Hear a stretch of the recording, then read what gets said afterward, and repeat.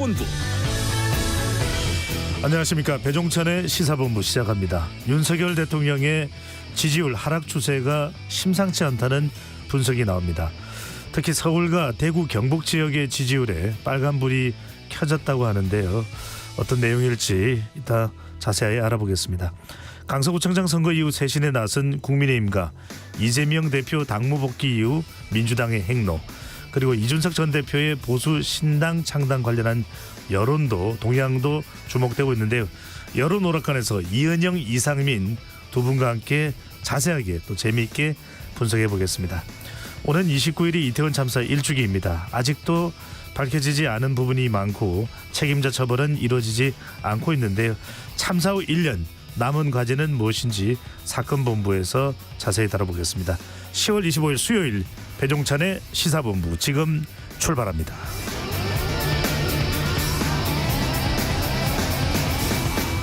1부 마지막에 듣는 노래 디저트송 신청도 기다립니다. 오늘 듣고 싶은 노래 있으시면 문자 샵 9730으로 자유롭게 보내주시고요.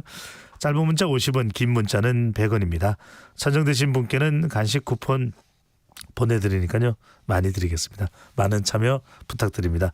KBS 1라디오의 모든 프로그램은 유튜브에서도 함께할 수 있습니다. 구독, 좋아요, 댓글 많이 부탁드립니다. 배종찬의 시사본부 한입뉴스. 오늘의 핵심 뉴스 한입에 정리하는 한입뉴스 시작합니다. 박정호 오마이뉴스 기자, 미디어인권연구소 문컬의 이봉우 연구원 두 분과 함께합니다. 어서 오십시오. 안녕하십니까. 네, 두 분은 이 많은 이슈를 뉴스를 어떻게 이렇게 일목요연하게 잘 정리하시나요? 특별한 뭐 비결이 있나요? 이봉우 연구원은요? 저는 일단 많이 봅니다. 뉴스를 많이 보다 보면 네. 아무래도 많은 분들이 관심을 가질 것 같은 뉴스 어느 정도는 눈에 띄기 때문에 감이 오는군요. 그렇습니다. 감 잡았어. 또 배종찬의 시사본부 들어보면은 이 이슈는 꼭 해야 된다 이런 감도 익힐 수 있습니다. 네. 왜 고정이 되는지 다 이유를 알겠네요. 다 계획이 있었군요. 네. 자, 오늘 첫 번째 뉴스는 북한 관련입니다. 어제 북한 주민 4명이 동해로 목선을 타고 기순하는 일이 있었네요. 네, 그렇습니다. 어제 오전 7시 10분쯤에 속초 앞바다에서 조업 중이던 어민이 이상한 배가 있다라고 해경에 신고를 했어요. 네. 해경이 곧장 출동을 해서 배가 정박하기 전에 해상에서 북한 주민 4명의 신병을 확보했습니다. 그러니까 북한이 소형 목선이기 때문에 우리나라 배와는 구조가 확연히 달라서 쉽게 식별이 됐다고 하고요. 군이 신원 파악을 한 결과 남성 1명과 여성 3명 일가족으로 지금 알려지고 있습니다. 최초 발견 당시에는 무장하지 않았고 군복 차림도 뭐 없었다 이렇게 얘기를 하고 있는데, 처음 신고한 어민이 이들 만났을 때 이 4사람이 여기가 어디냐 이렇게 묻고 강원도 속초라고 하니까 우리 이제 어민의 배와 자신의 배를 밧줄로 묶고 우리 어민의 배로 건너와서 자기 배 엔진을 껐다 그래요. 네. 그리고 우리 어민이 이 남성에게 담배와 물을 건네면서 언제 출발했냐 이렇게 물었더니 남성이 오늘 출발했다 이렇게 얘기를 했는데, 근데 뭐 옷차림이나 이런 걸 봐서는 오랜 시간 배 위에서 지낸 걸로 보였다. 이렇게 좀 전해지고 있어요. 또 함께 있던 여성은 한국 배는 참 좋네요라고 놀라기도 했다고 하는데, 어민에게는 귀순 의사 뭐 이런 걸 밝히지 않았다고 하지만 정부가 귀순 의사를 확인했더니 귀순 의사를 표시했다라고 지금 전해지고 있는 상황인데, 해경에 인계된 이후에 어떻게 왔냐 이렇게 물어보니까 살려고 왔다. 북한에서 생계가 어려웠다. 이렇게 대답을 했다고 해요.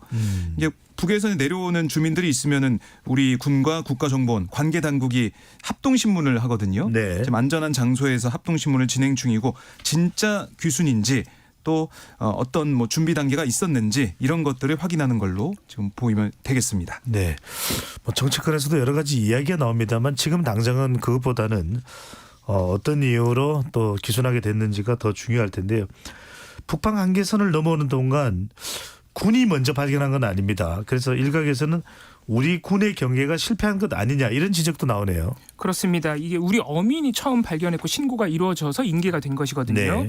그리고 이 지금 북한 일가족 4명이 타고 왔다는 목선의 항로 자체는 아직까지 정확하게 파악이 되진 않았지만 어쨌든 동해상의 북방 한계선을 넘어왔기 때문에 이걸 사실 군이 먼저 파악해서 군이 먼저 발견을 했어야 되는 것 아니냐 이런 지적이 나오는 것이죠. 그래서 이제 경계 실패다 이렇게 또 야당에서도 비판하고 있는데 민간 선박에 발견돼 신고가 이루어질 때까지 군 당국이 해당 목선을 사실상 찾지를 못했다 이렇게 지금 지적이 되고 있습니다. 그 초계기와 고속정을 보내서 군이 찾고는 있었다고 합니다만 어쨌든 간에 민간 어선에 발견돼서 신고가 이루어질 때까지 우리 군은 선박을 발견하지 못했다는 점은 사실로 어느 정도는 확인된 것으로 보여요. 네. 이에 대해서 어제 우리 군 합동참모본부의 해명이 나왔는데요. 우리 군은 이른 새벽부터 동해 북방항해선 인근 해상에서 특이 징후가 있어서 다양한 상황에 대비해 작전을 조치하고 있었다.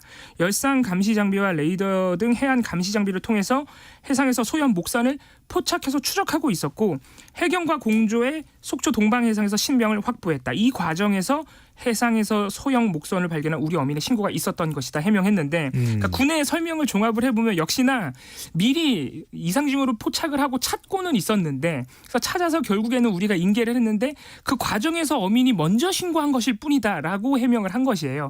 어쨌든 간에 발견은 어민이 먼저 했다는 게 이게 바뀌지 않는 부분이라서 네. 그래서 어제 해군에서는 또 다른 해명이 나오기도 했습니다. 이 북방한계선 특히 동해 쪽 북방한계선은 특히나 조금 먼저 이 포착하기가 어려운 환경이 있다 그래요. 서해 북방한계선에는 섬이 많고 짧아서 경계와 감시가 비교적 수월하지만 동해는 섬이 없고 북방한계선 길이가 400km가 넘기 때문에 이 북한의 소형 목선들이 넘어오는 것을 모두 잡아내기는 힘들다. 게다가 먼 바다에 있는 소형 목선은 레이더에 잘 포착이 안 되기도 한다라고 또 해군에서는 어느 정도 현실적 어려움을 토로하기도 했습니다. 네. 알겠습니다. 관련된 뉴스가 더 들어오면 또 한입뉴스에서 자세히 다뤄보도록 하고요. 이번엔 이스라엘로 가봅니다. 이스라엘의 봉쇄 조치로 가자 지구 내에 연료가 상당히 부족하다는 소식을 전해드렸었는데요. 유엔 팔레스타인 난민 구호 기구가 활동 중단을 예고했다고요. 네, 그러니까 연료 없이는 구호품 운반용 트럭이 움직일 수 없다 이렇게 밝혀왔었는데 아예 오늘 밤 연료가 계속 공급이 안 되면 오늘 밤 가자 지구에서 활동을 중단할 수밖에 없다라고 얘기를 했어요. 그 얘기는 뭐냐면 최근 이집트를 통해서 가자 지구로 전달되는 이 소규모의 구호품 지원까지도 이게 제대로 필요한 곳에 전달이 안 된다는 겁니다. 그만큼 연료가 지금 너무나 필요하다 이런 얘기를 하고 있는 것이고 유엔사나 국제기구들도 지금 가자 지구에 지금보다 훨씬 더 많은 인도적 지원을 제한 없이 허용해야 된다 이렇게 호소를 하고 있는데 뭐 대충 현재 한 20배 이상의 구호품이 필요하다 이렇게 얘기를 하고 있더라고요. 네. 특히 세계보건기구 WHO가 가자 지구 남쪽의 주요 병원 3곳에는 의약품과 의료물품이 전달됐지만 북쪽에는 여전히 의약품, 의료물품 가지 못하고 있다고 얘기를 하고 있어요. 그래서 이 사항을 타개하기 위해서는 충분한 지원, 구호 조치, 연료 공급이 있어야 된다라는 게 가자지구에 있는 여러 이제 단체들의 주장이에요. 가자지구 보건부가 어제 이제 팔레스타인 측 누적 사망자 5,791명이다. 그러니까 더 늘어났습니다. 이 가운데 어린이가 2,360명이라고 밝혔는데 어린이 부상자도 5,364명으로 집계가 되고 있거든요. 그러니까 매일 400명의 어린이가 죽거나 다치고 있는 거예요. 그러니까 이걸 좀 막기 위해서는 제대로 된 구호물품 공급과 배분이 필요하기 때문에 또 그래서 연료 공급이 필요하다는 것인데 이스라엘군은 계속해서 연료 반입은 안 된다 이런 입장은 천명하고 있습니다. 왜냐? 하마스가 연료를 작전에 사용하기 때문에 가자 지구로 연료 반입은 없다라고 못을 받고 있는데 유엔의 연료를 훔쳐간 하마스가 그러니까 네. 훔쳐간 그 연료를 병원 등에 반납하면 된다 이런 논리도 좀 펴고 있습니다. 네. 자, 좀처럼 금방 끝날 것 같아 보이지는 않는 이스라엘 정세입니다. 자, 이스라엘을 방문한 에마니엘 마크롱 프랑스 대통령은 하마스를 격퇴하기 위해 국제연합군을 활용하자 이런 제안을 또 내놨네요. 그렇습니다. 현지 시간으로 어제 마크롱 프랑스 대통령이 이스라엘에 방문해서 네타냐후 이스라엘 총리와 비공개 회담을 하고 공동 기자회견도 가졌는데요. 여기서 프랑스 마크롱 대통령이 프랑스와 이스라엘은 테러리즘을 공동의 적으로 공유하고 있다. 팔레스타인 무장정파 하마스를 격퇴하기 위해 반 IS 국제연합을 확대하자 이렇게 제안을 했습니다. 이게 IS라고 하면은 이제 잘 알려져 있다시피 이슬람 이 극단주의 테러 단체로 알려져 있죠. 여기 덧붙여서 마크롱 대통령은 프랑스는 이라크와 시리아의 IS IS 그리고 하마스에 대항할 국제연합을 준비하고 있다라고 말하기도 했고요. 테러 집단과 싸우기 위해서는 국제적 연합을 구축해야 된다고 다시 한번 강조를 했습니다. 이 프랑스 언론에서는 현재 마크롱 대통령의 이런 발언이 프랑스가 당장 국제연합을 통해서 지상전에 개입하겠다는 의미는 아니고 병력 훈련, 정보 공유를 통해서 이스라엘을 지원한다는 의미가 아니겠느냐 이렇게 또 전망을 하고 있습니다. 왜냐하면 서방 국가가 개입하겠다는 것은 사실상 확전을 의미하기 때문에 네. 일단 그런 의미로 예상이 되고 있고요.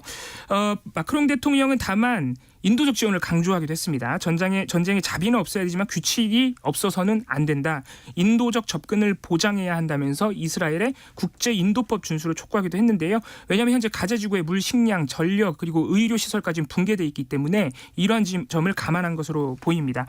동시에 마크롱 대통령은 이스라엘과 팔레스타인의 평화 협상 재개도 촉구를 했습니다. 인질 석방이 이스라엘 가자 지구 작전에서 최우선 과제가 되어야 한다. 분쟁이 확대돼서는 안 된다라고 말하기도 했는데요. 특히 헤르조그 이스라엘 대통령과도 면담을 가졌는데 현재 이스라엘이 헤즈볼라와의 무력 충돌은 원하지 않는다는 점에 또 공감을 했다고 합니다. 이렇게 마크롱 대통령이 이스라엘에 대한 이 테러와의 전쟁에 대해서 지지를 표하면서도 또 한편으로는 인도적 지원도 보장해야 된다. 이런 양쪽의 주장을 다 말하게 된 셈인데 이에 대해서 일단 네타냐후 총리는 이스라엘은 하마스를 파괴할 것이라면서 여전히 이 지상전의 의지를 굽히지가 않았고요. 네. 사실 이번 마크롱 대통령의 방문에서 그동안 미국 바이든 대통령이나 일부 서방 국가 지도자들이 이미 이스라엘을 방문을 했는데 이 별다른 돌파구를 마련하지 못했어요.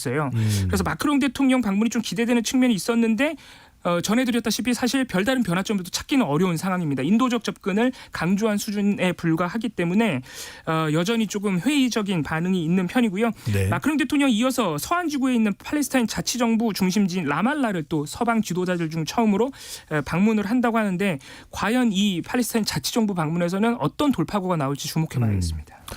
말 그대로 이 서구 또 강국의 방문이 또 뭐 중재자 역할로서의 국제적 입지를 다지는 것일 수도 있을 텐데 문제는 이제 우리 경제에 대한 영향입니다. 중동 리스크 영향으로 예상되는 인플레이션이죠. 기대 인플레이션이 8개월 만에 상승을 했다고요.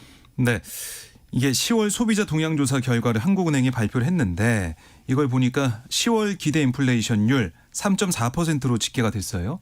그러니까 9월 3.3%보다 0.1%포인트 올랐는데 그러니까 이게 향후 1년간의 소비자 물가 상승률 전망치거든요. 네. 그러니까 이 조사를 받는 소비자들이 응답을 하는데 이게 앞으로 기대되는 인플레이션이 높아진다고 하니까 그만큼 소비자들 입장 우리 국민들 입장에서는 너무 좀 불안하다. 물가가 계속 오를 것 같다. 이런 생각을 하는 거예요.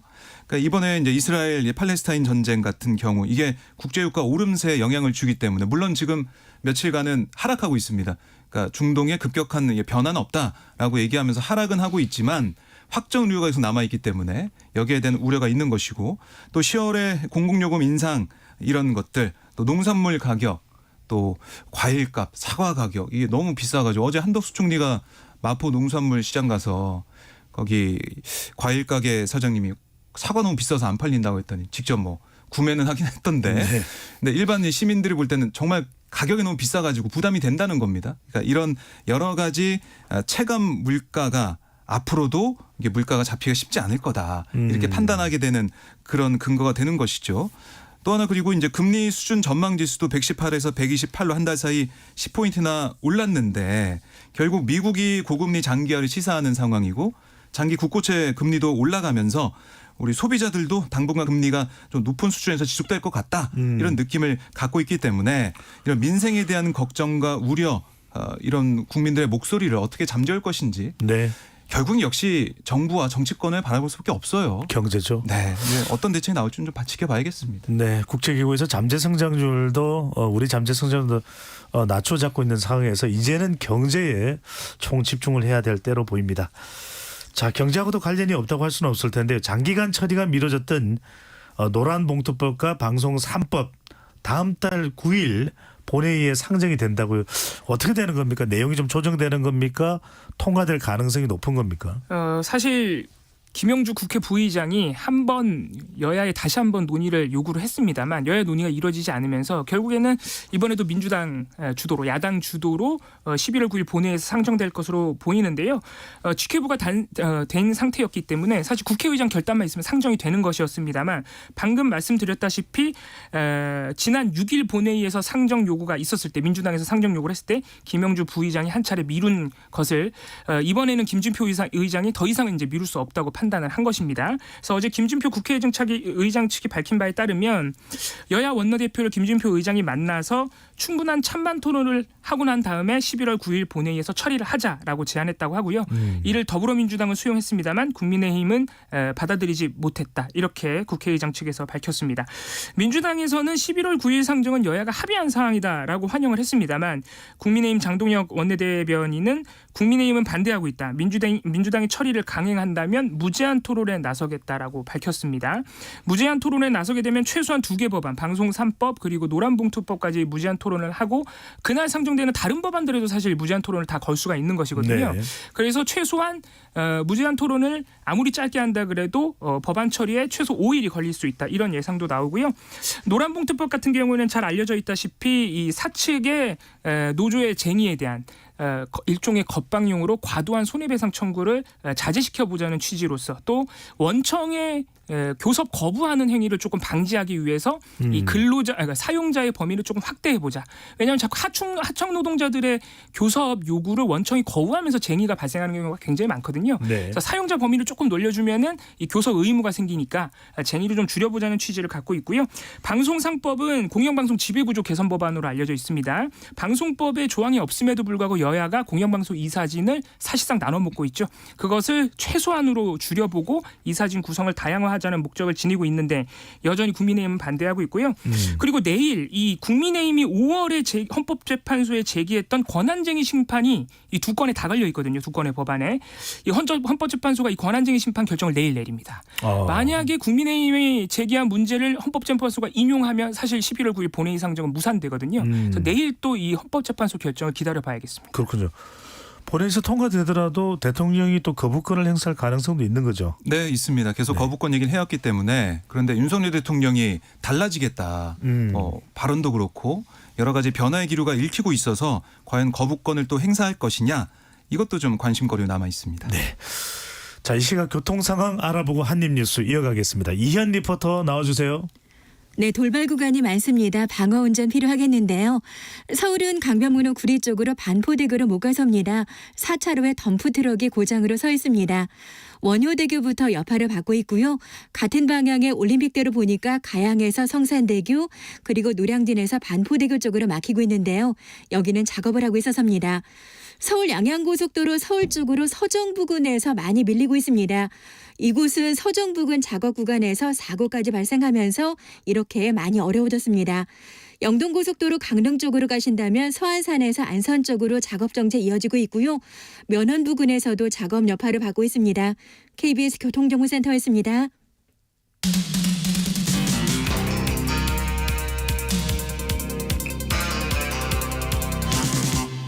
배종찬의 시사본부. 박정호 기자, 이봉우 연구원과 함께 한입뉴스 이어가겠습니다. 자, 주목받는 인물이 인요한 국민의힘 혁신위원장입니다. 자, 어떤 발언을 했는지 궁금한데요.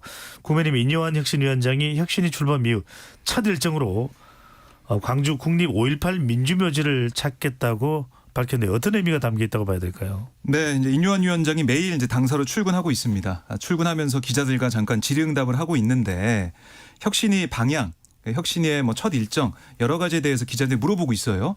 그러니까 다음 주 정도면, 그러니까 내일 인선이 완료가 되니까 다음 주 정도면은 혁신위가 본격적 활동을 하겠죠. 그렇게 되면 제가 5.18 민주묘지에도 모시고 갈 것이고 출발은 그게 맞는 것 같다. 이렇게 얘기를 했습니다.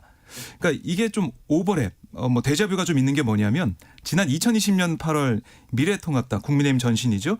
이때 김종인 비대위원장이 광주 5.18 민주묘지 찾아서 무릎 사과를 했어요. 이른바 무릎 사과. 그때 추모탑에 헌화한 다음에 15초 정도 무릎을 꿇은 채 묵념을 했던 김종인 당시 위원장의 모습.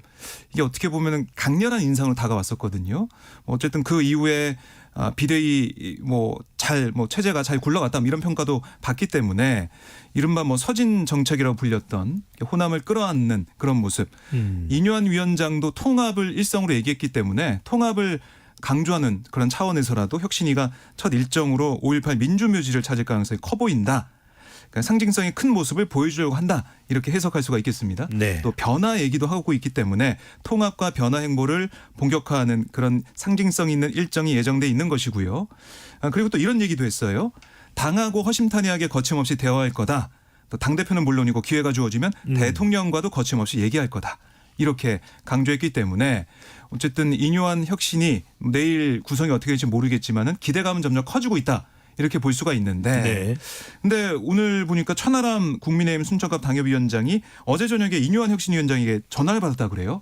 혁신위원 영입 제의를 받았는데 거절했다고 합니다. 왜 그랬을까요? 그래서 오늘 방송에 나와서 한 얘기를 들어봤더니 아니 제가 말하고 싶은 거는 김기현 대표에게 사퇴하라고 그럴 정도의 혁신안이 안 나오면 혁신위가 그렇게 큰 의미가 없는데 혁신위원을 수락하게 되면 결국 김기현 대표의 임명권을 인정하는 거고 네. 그 체제를 인정하는 건데 어떻게 내가 들어갈 수가 있겠냐 이런 얘기를 하더라고요. 그래서 어떤 구성이 될지 모르겠지만 이른바 이제 비운계로 꼽히는 그런 인사들은 안 들어갈 수도 있겠다 이런 생각이 들고 또 오늘도 보면은 이 신인규 전 부대변인이 탈당을 했습니다. 오늘 오전에 국회에서 기자회견 열고 탈당을 했는데 사실 이 신 대표 같은 경우는 이준석 전 대표 시절 토론 배틀을 통해서 상근 부대변인에 임명됐었거든요.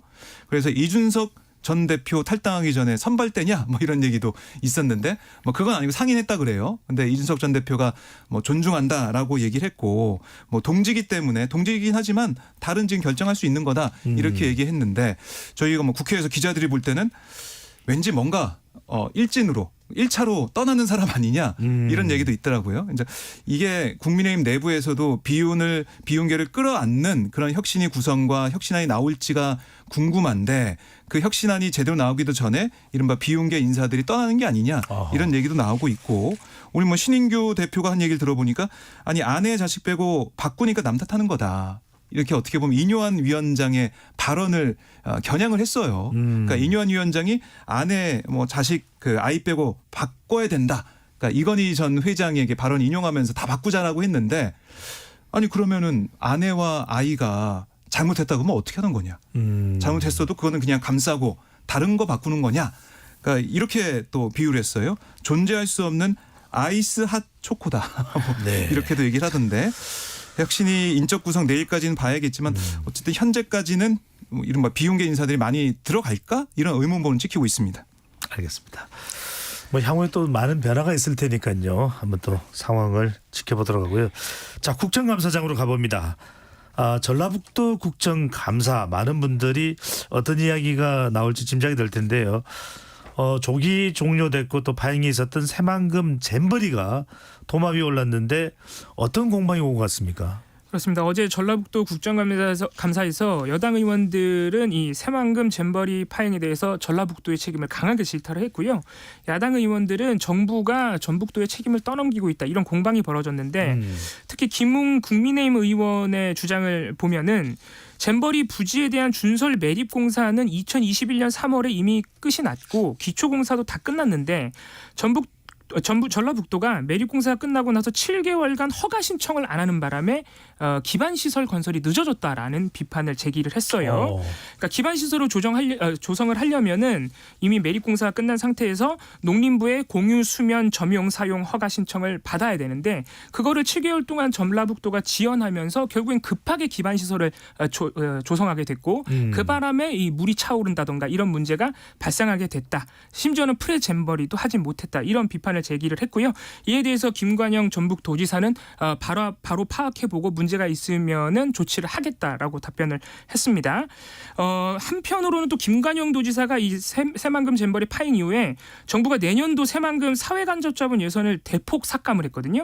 이 부분에 대해서 김관영 도지사가 정부의 보복성이라고 밝히면서 여당 의원들이 강하게 항의를 하기도 했는데요.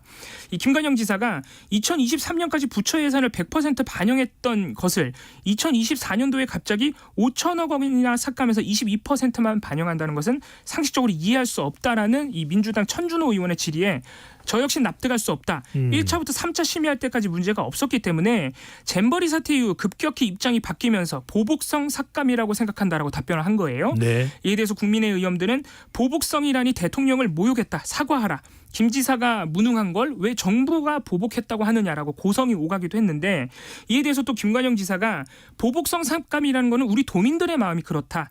새만금 예산은 1989년부터 매년 배정되어서 새만금을 빌미로 예산을 타냈다는 것도 사실과 다르다. 새만금 파행 책임을 전북도의 책임으로 몰아가는 것은 정치 공세다라면서 또 김관영 지사 물러서지 않았습니다. 그래서 앞으로도 이 새만금 파행에 대한 책임 공방은 더 이어질 것으로 보입니다. 네. 잼버리가 참 안 끝나네요. 법원 국정감사에는 감사에서는 이재명 대표 사건이 핵심 쟁점이었다고요. 네, 국회 법제사법위원회, 서울고등법원 등 17개 법원 국정감사를 어제 진행을 했는데 여당 의원들은 이재명 대표 사건, 지금 보면 대장동, 미래, 성남FC 의혹 사건 등이 형사합의 33부에 지금 배당이 돼 있거든요. 근데 여기다가 이재명 대표의 위증교사 혐의 사건도 배당을 또 한다. 이렇게 하다 보니까 아니 이재명 대표 이 재판을 좀 길게 늘어뜨려 가지고 이재명 대표 도와주는 거 아니냐. 이재명 대표 지켜주는 그런 배당이 아니냐 이런 주장을 하고 있는 거예요. 그러니까 전주 의원이 뭐라고 했냐면 위증교사 사건 같은 경우는 비교적 단순한 사건이어서 별도 재판부에 배당을 하면 1심 결론이 빨리 날 수가 있는데 다 이걸 병합해서 장기간 심리하는 그런 모습을 보이려는 게 아니냐 이렇게 얘기를 했어요. 그러니까 합의부에 배당을 한다고 해도 이재명 대표 공직선거법 위반 사건을 담당한 형사합의 34부에 할 수도 있는데 왜 사건이 많은 33부에 한 거냐 이렇게 따져 물은 거죠.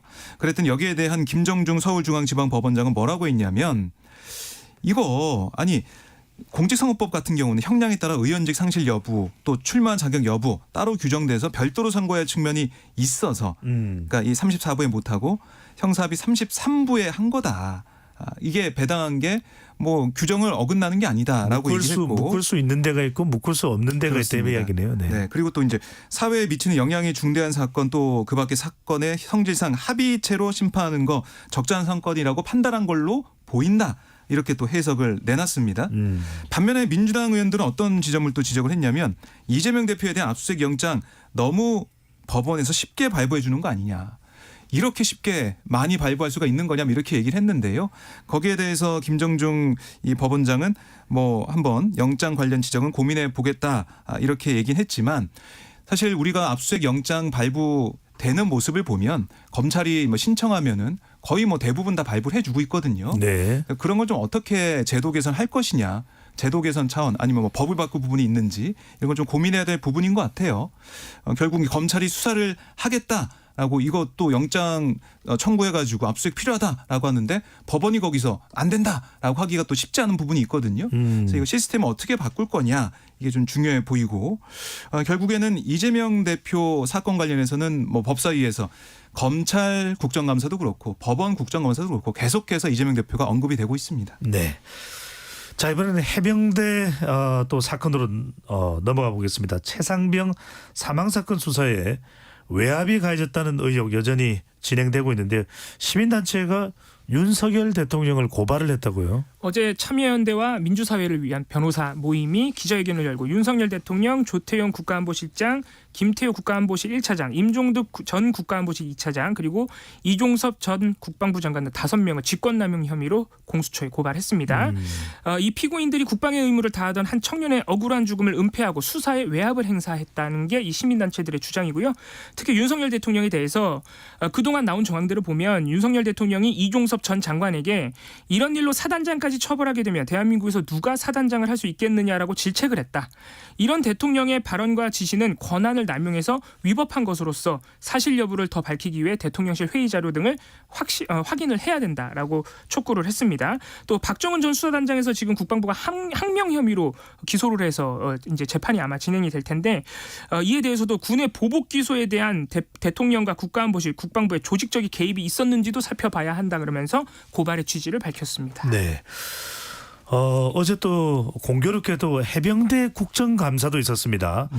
어제 오갔던 질의 내용 이재명 더불어민주당 의원 김기한 해병대 사령관의 발언 연이어 들어보고 오겠습니다. 항명으로 규정하고 기소한 게 정당하다, 양심에 거리낌이 없다 이렇게 말씀하실 수 있습니까?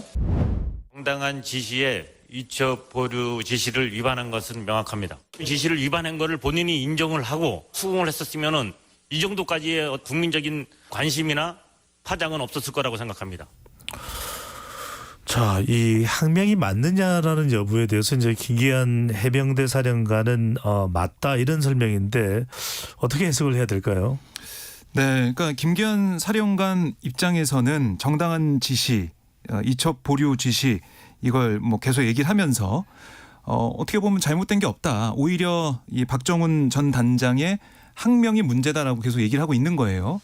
그런데 사실 박정훈 전 단장 같은 경우는 개정된 군사법원법에 따라서 군내 사망 사건 빠르게 인지된 범죄 혐의점 파악해서 민간 수사기관에 이첩하게 되어 있어서 그렇게 한 건데 그 말은 뭐냐면 국방부 장관이나 국방부 검찰단, 국방부 법무관리관 그러니까 이쪽에서는 지시나 개입한 권한이 없다라는 주장을 펼치고 있어요. 네. 그러니까 이런 지시한 것 자체가 불법이다. 라는 주장을 펼치고 있기 때문에 좀 맞서는 부분이 있는 겁니다. 주장 자체가. 그러니까 또 결과적으로 보면은 국방부 검찰단 제조사에서 임성근 1사단장 같은 그러니까 고위급이 빠졌어요. 일선 대대장만 범죄 혐의가 기재된 다음에 경찰에 이첩이 됐거든요.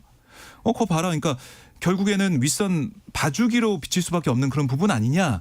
이런 비판이 나올 수밖에 없는 거죠. 그리고 이게 자체가 아까도 언급을 했지만은 왜 국방부 장관의 결재까지 난 사안들이 왜 뒤집혔느냐. 왜 다음 날 다른 얘기가 나오느냐. 그 사이에 어떤 일이 있었느냐. 임성근 사단장의 후임까지 검토가 됐다고 하는데 왜 이런 것들은 그대로 자연스럽게 안 이루어지고 부자연스러운 그러니까 네. VIP 경로 의혹까지 나올 정도로 왜 부자연스러운 이런 일들이 일어났느냐. 이런 의혹이 계속 남아 있어가지고 야당에서는 뭐 특검법이 지금 패스트트랙에 올라가 있지만 국정조사를 통해서 박정훈 전 단장이나 그러니까 지금 보면은 김기한 사령관이나 이 군의 내용만 나오고 있는데 박정훈 전 단장 측 얘기도 들어봐야 된다 이런 주장을 하고 있습니다. 알겠습니다. 앞으로도 좀 더 이 내용도 더 진행되지 않을까라는 생각이 드네요.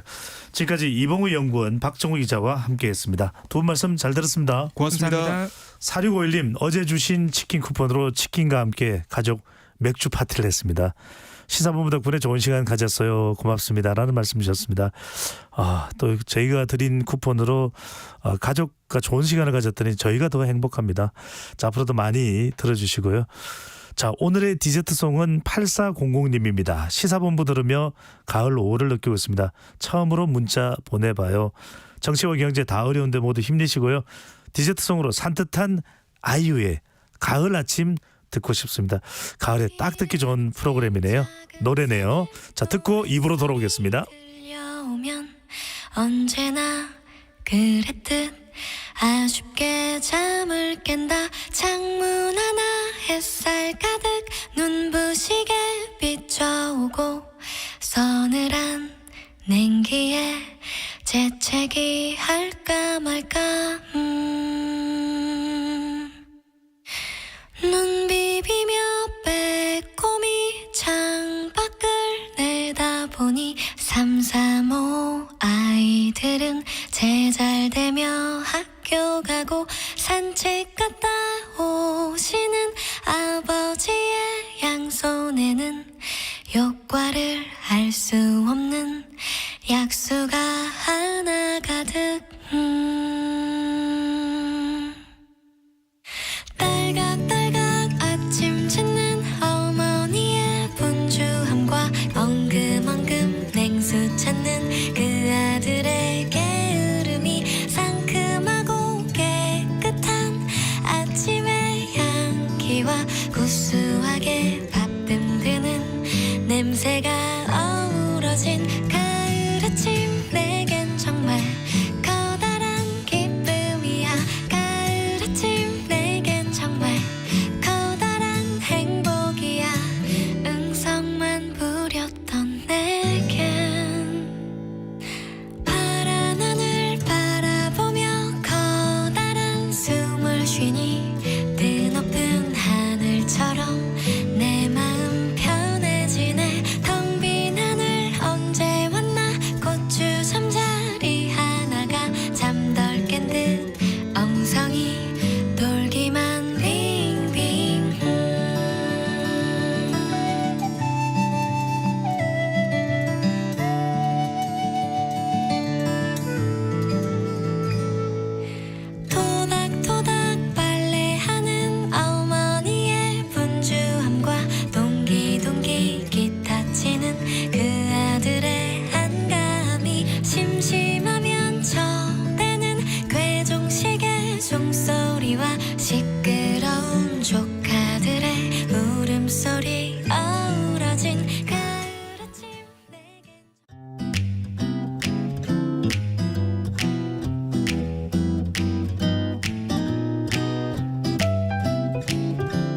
안녕하세요. 바른말 고운말입니다.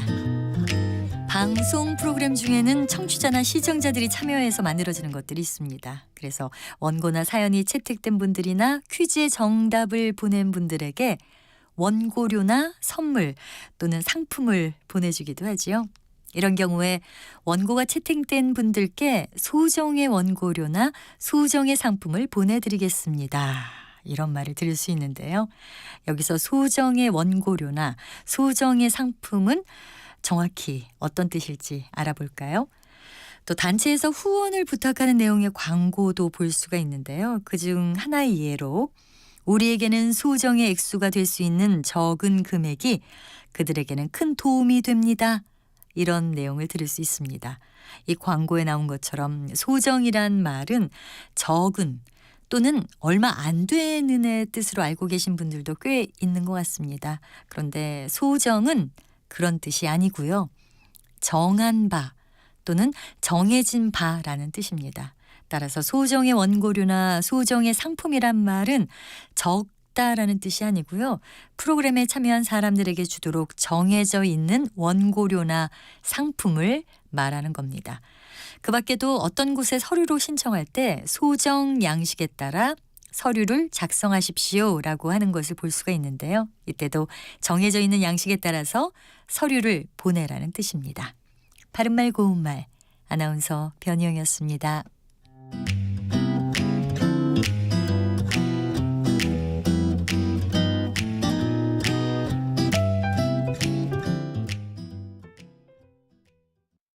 한 1-20%의 가능성도 저는 있다고 보기 때문에 이거는 국민들도 다 알 수밖에 없는 문제이기 때문에 논리와 논리가 부딪히고 삶에서 좀 기댈 곳, 기댈 사람 이런 것들이 좀 필요한 것 같아요. 뭔가 우리가 좀 치유가 돼야 될 것 같아요. 느슨해져야 될 것 같아요. 이성과 감정이 만나는 곳 KBS 열린 토론 평일 저녁 7시 20분 정준이와 함께합니다.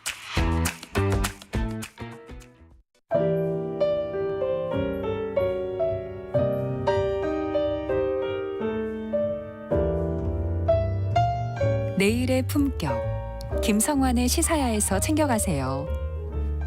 하루를 마무리하는 시간 꺼내보는 당신의 지식 창고 KBS 1라디오 김성환의 시사야 평일 밤 10시 5분 여러분을 찾아갑니다.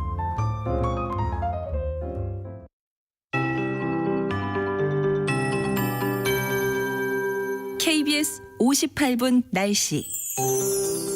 아침에 자욱했던 안개가 많이 옅어졌습니다. 다만 낮에도 먼지 안개가 남을 수 있어 주의하셔야겠습니다. 오늘 중부지방에 가끔 구름이 많겠고 강원 영동과 남부지방, 제주도는 쾌청하겠습니다.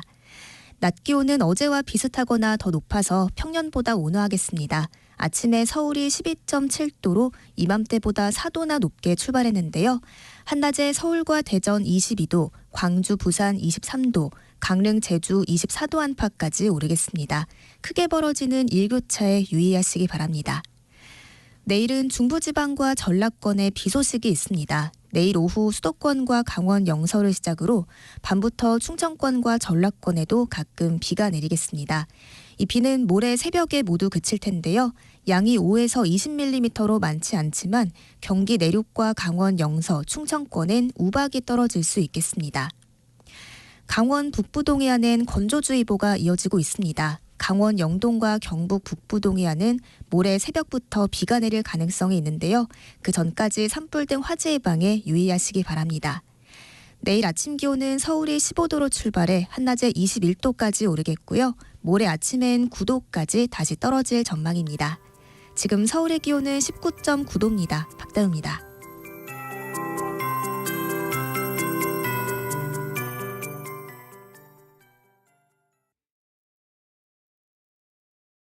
정성을 다하는 국민의 방송 KBS가 한시를 알려드립니다.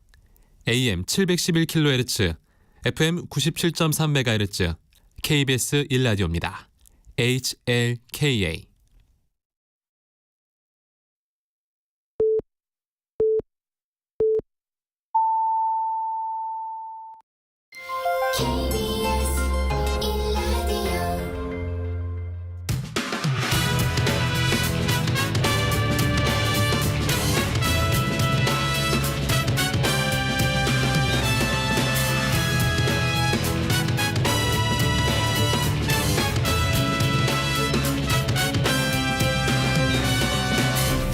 KBS 1라디오 배종찬의 시사본부.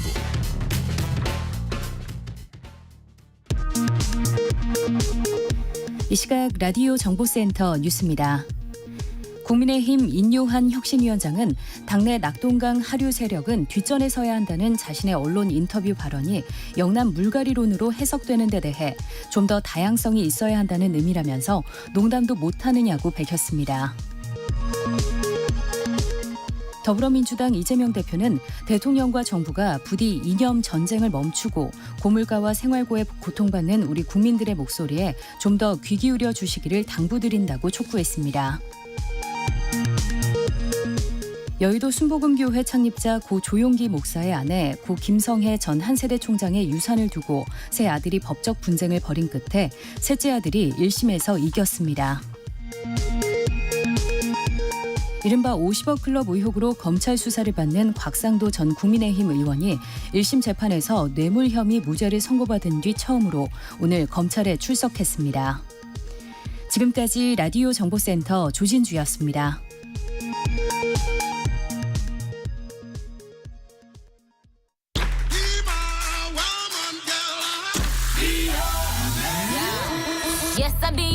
인터넷에서 화제가 된 뉴스를 다뤄보는 스트릿 뉴스파이터 시간입니다. 조현정 시사평론가와 오늘은 함께합니다. 어서 오십시오. 네, 안녕하세요. 어젠가요 우리가 이 스트릿 뉴스파이터 시간을 통해서 기업의 이미지 또 정치인들도 이미지가 참 중요하다는 이야기를 많이 했는데 참 그게 실제 그 회사의 제품을 구매하는 소비자에게까지도 영향을 줄 수가 있는 거겠죠. 그럼요. 네, 뭐 많은 분들이 이게 뭐 불매 운동이 확 번지지 않아도 꾸준하게 뭐 자기만의 어떤 불매 회사가 있다든가 여기는 더 내가 사야겠다 이런 거 다 있으신 것 같아요. 그러니까요. 말로는 또 손님은 고객은 왕이다라고 하는데 실제 마음이 그런지 상당히 중요할 텐데 첫 번째 주제입니다. 파리바게뜨와 삼립빵으로 유명한 SPC 그룹 또 이 편한 세상 브랜드로 잘 알려져 있는 대림 ENC 두 회사의 공통점은 중대재해가 자주 일어나는 사업장으로 악명이 높다는 점인데요. 이번 국정감사 증인으로 채택이 됐지만 출석을 또 하지 않았다고요? 네, 먼저 뭐 SPC 그룹사 사고는 워낙에 많은 분들이 공부는 하셨기 때문에 잘 알고 계실 거예요. 작년 10월에 이 끼임 사고가 발생을 했었죠. 그런데 그러니까 그때 뭐 대국민 사과를 하고 뭐 재발 방지 대책을 내놓는다고 하고 그랬는데도 거듭된 사고가 있었고 올해에도 8월에 샤니 성남제빵 공장에서 50대 노동자가 또다시 반죽기계에 끼어 숨졌고 또 있었군요. 예, 또 이번 달에도 지난 18일에 SPL 평택 공장에서 기계에 손이 껴서 다치는 일이 있었습니다. 그리고 DLENC 여기는 그 대림으로 더 알려진 곳이죠. 중대재해법이 시행된 이후에만 노동자 8명이 숨져서 중대재해 최다 발생 사업장이라는 오명을 쓰고 있는 회사입니다. 그래서 국회가 이런 문제를 좀 지적하기 위해서 26일 열릴 종합감사에 두 회사 오너들에게 모두 출석 요구를 했어요. 그런데 이곳의 회장님들은 모두 출석하지 못한다는 입장을 내놓은 겁니다. 먼저 SPC 허용인 회장은 국회 불출석 사유를 내는데 그 해외 식품 박람회를 가야 된다면서 비행기 티켓 사진을 첨부를 했습니다. 네. 그리고 약과 사진을 같이 넣었어요. 웬 약과냐. K푸드 세계화를 위한 것이다. 이런 명분이었습니다. 그러니까 SPC 삼립의 약과가 이번에 뭐 국제 행사에서 수상을 했대요. 그래서 혁신식품으로 선정이 됐고 해외 바이어들의 관심이 높다. 이게 뭐 회사 측 허영인 회장 측의 주장이고. 네. 지금 중대재해를 이야기하는데 허영인 회장은 SPC 삼립의 약화를 이야기를 했네요. 네, 맞습니다. 뭐 그 DLENC 이해욱 회장도 마찬가지입니다. 그 미래 신기술 분야 기술 확보와 신규 사업 기회에 대한 논의가 예정돼 있다라면서 역시 똑같이 항공권 내역 출장 일정을 함께 사유서에 제출을 했습니다. 그러니까 정치권이 특히 야당에서는 앞으로 이런 국감 불출석에 나쁜 선례가 되진 않을까 우려스럽다는 반응이 나오고 있고 반대로 여당은 이게 회장 망신 주기 목적이 아니냐. 뭐 대표이사라든가 다른 임원들이 대신 출석해서 설명할 수 있지 않느냐라는 입장을 보이고 있는데요. 근데 사실 이게 뭐 이 회장들이 얘기한 게 혁신을 위해서라고 얘기를 하는데 기본적인 노동자 안전이 책임져지지 않는 곳에서 혁신을 어떻게 말할 수 있을지 네. 그 부분이 의문이고요. 일단 국회 환노위는 불출석 사유서에 대한 타당성 여부를 따져보고 고의로 회피할 목적이 있다고 판단되면 형사고발도 검토한다는 방침입니다. 참 마음이겠죠. 직접 나오면 더 좋겠지만 꼭 불가피한 또 출장 사유가 있다면 서면으로라도 왜 그런 사정이 생겼는지 또 왜 사고가 빈번하게 일어나고 있는지 어떤 대책을 세우고 있는지 진심을 담아서 설명할 수 있다면 참 좋을 텐데 라는 생각이 듭니다. 자, 두 번째 주제로 넘어가 보겠습니다. 요즘 우리나라에서 연예인이 신흥 기족으로 뭐 떠오르고 있다 이런 이야기들이 네. 들리기는 하는데요. 주연과 단역의 출연료 격차가 커도 너무 크다 이런 이야기가 나옵니다. 최대 2,000배까지도 차이가 난다라는 네. 조사 어떤 관련 자료가 나왔다면서요. 예, 그 한국방송연기자 노동조합과 한국방송 실현자 권리협회의 연기자 임금제도 실태조사 및 개선 방안 연구 보고서입니다. 이 보고서가 지난 2년간 방송된 9개 드라마를 뽑아서 여기 주연과 단역의 출연료 격차를 분석을 했는데 네. 선정한 드라마 중에 법전이라는 드라마 출연료 격차가 제일 컸어요. 네. 여기 배우 이성균 씨가 주연으로 나오는데 최근 논란이 되고 있는 배우네요. 네, 맞습니다. 근데 최대 출연료 연기자 이성균 씨 최대 출연료가 2억 원. 예, 회당이고요. 최저 출연료는 10만 원. 예. 2,000배에 달하죠. 네. 뭐 최저 출연료는 사실 뭐 밥값이나 교통비 빼면 거의 남는 게 없겠네요. 그러니까 이게 참 문제가 많은 게 이분들은 뭐 지방에서 촬영을 해도 네. 의상을 챙기는 것도 교통비든 이런 것들을 좀 자부담을 하는 게 대다수이다 보니까 보통은 마이너스라는 겁니다. 이게 이 보고서에서 지적한 내용으로는 지금 드라마 제작 현장에서 통용되는 최저 출연료가 1회 방영 회차당 2-30만 원 선으로 이게 좀 돼 있는데 형성이 돼 있는데 촬영 시간까지 고려를 하면 최저임금에 못 미친다는 겁니다. 이게 그도 그렇게 1회 방영 회차당 평균 촬영 일수가 1회 방영이라고 해서 하루 하고 끝나는 게 아니에요. 평균 2.63일이 걸린다고 해요. 그러면 이틀 넘게 나가야 되는 거죠. 일단 그럼 교통비도 그렇게 드는 거고 평균 노동 시간이 하루 촬영할 때 이제 대기 시간을 포함해서 9.99시간으로 집계가 됐는데 이게 10만 원에서 20만 원 이 정도 선이면 최저임금이 안 나온다. 이렇게 계산을 할 수 있는데 외국 같은 경우에는 회당이 아니라 실제 촬영 일수. 이 사람이 아무리 한 편을 찍으려고 한 편에 출연을 해도 3일을 나왔든가 일주일을 나왔든가 하루를 나왔든가 그렇게 계산을 한다는 거죠. 근데 우리나라에서는 이런 실제적으로 투여된 노동력이나 시간이 너무너무 반영이 되지 않는다. 이런 부분이 지적이 되고 있고요. 그래서 출연료로 생계를 위협받는 단역 연기자들의 노동권 또 생존권을 보호하기 위해서 제도적인 논의가 이루어져야 한다는 목소리가 나옵니다. 뭐 영화 드라마계에서는 그들 나름대로의 기준이 있겠지만 저도 합리적으로 생활은 가능한 정도 수준이 되지 않을까라는 생각이 드는데 조윤정 평론가는 어떻게 생각하세요? 뭐 그동안도 워낙 이런 실정에 대해서 얘기는 있었잖아요. 네. 그 공감은 있었는데 갈수록 어떻게 인플레가 그게 심해지면서 너무 이 주연 연기자들의 출연료는 너무 고공행진을 양극화가요. 하고 있고 단역 쪽에서는 뭐 다쳐도 보상받지 못하거나 이런 경우가 너무 많죠. 그러니까 잘하는 사람은 그만큼 대우를 받아야 되겠지만 적어도 좀 적절하게 합리적으로 단역 배우들에도 생계 유지를 할 수 있는 정도의 수준은 또 그 이상은 조금이라도 돼야 되지 않을까라는 생각도 해봅니다. 자, 세 번째 주제로 가봅니다. 카페에 가면은 종이컵이나 플라스틱 컵 대신 먹어전에 주는 풍경. 이제는 뭐 익숙합니다. 일회용품 사용 규제가 지금까지는 계도 기간이었는데요. 다음 달부터는 본격 시행됩니다. 근데 이게 제대로 시행이 될까요, 어떨까요? 일단 너무 헷갈리죠. 네. 뭐는 되고 뭐는 안 되고 여기선 되고 여기선 안 되고. 되는지 심지어는 빨대도 플라스틱 사용하면 안 되는지 종이 빨대는 괜찮은 건지 좀 뭔가 정리가 안 돼요. 그러니까 일단 손님도 가게 사장님도 잘 모르고 그리고 만약에 이거 안 됩니다라고 해도 불만을 품고 이제 이거 해주세요 하는 손님들이 많으니까 사장님들 입장에선 정말 뭐 난감한 거죠. 뭐 일회용 컵 계속 달라고 하면서 다른 사람이 쓰던 컵은 사용하기 싫다라는 이유를 많이 들고 있다고 해요.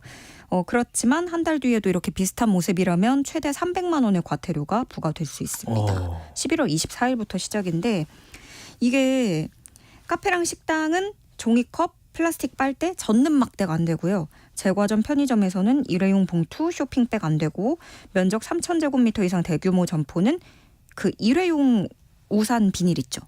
비 왔을 때 그 덮어주는 네네. 비닐 안 됩니다. 그리고 체육시설은 플라스틱 응원용품 이렇게 딱딱딱 두드리거나 이런 거 안 되고요. 근데 이제 자영업자분들은 반발하는 목소리가 커요. 일단 손님들이 반대한다. 그리고 비용이 많이 든다. 요게 큰 이유인데 특히나 이 종이빨대에 대한 논란도 요즘에 많이 불거졌거든요. 왜냐하면 우리가 종이빨대라고 해서 플라스틱보다 훨씬 좋은 줄 알았는데 알고 보니 잘 썩어서 분해되는 것도 아니더라. 그럼 왜 허용을 하냐? 뭐 이런 거고요. 왜냐하면 이게 또 종이 같은 경우에 재활용을 하려면 펄프 섬유가 물에 녹아야 되는데 우리나라 시중 종이빨대 재활용 여부는 아직은 알 수 없고 그거 통계치도 지금 없고요. 네. 그리고 보통 재활용으로 분리를 안 하시죠. 너무 부피가 작기 때문에 대부분 일반 쓰레기로 버리시고. 그냥요. 일반 쓰레기로 버리는 분들이 많은 것 같아요. 네. 물론 플라스틱은 또 이제 분해가 훨씬 오래 걸린다는 점도 있긴 하지만요. 그리고 형평성 논란도 있는데 음식 배달할 때 수많은 일회용기 플라스틱 엄청 나오잖아요. 그거는 허용하면서 어떻게 우리가 빵 하나 담아주는데 비닐봉지는 안 되냐. 이런 것도 있고. 그리고 무엇보다 플라스틱 빨대보다 종이 빨대가 4배 정도 비싸다고 합니다. 그래서 여기서 업주들은 좀 부담을 느끼고 있고요. 그리고 이제 좀 추워지는데 분식집에서 어묵 국물 담아달라고 할 때 종이컵에 이렇게 담아주잖아요. 아, 그렇죠. 이게 추울 때는 어묵이죠. 네. 근데 이 부분도 이제 이분들도 등록된 포장마차들은 종이컵에 안 되는 거예요. 네. 그래서 민원이 좀 급증을 하다 보니까 네. 일부 품목에 대해서 계도 기간을 연장하는 방안도 검토를 하고 있다고 합니다. 그래도 뭐 결단을 내려야 될 땐 내려야죠. 우리가 이게 환경오염이 또 기후에까지 영향을 줄 수도 있기 때문에 불편함은 있지만 그 불편함을 또 이겨내고 극복해야 되는 건 아닌가라는 생각도 해봅니다. 자, 지금까지 스트릿 뉴스파이터 조현정 평론가와 함께했습니다. 말씀 잘 들었습니다. 네, 고맙습니다.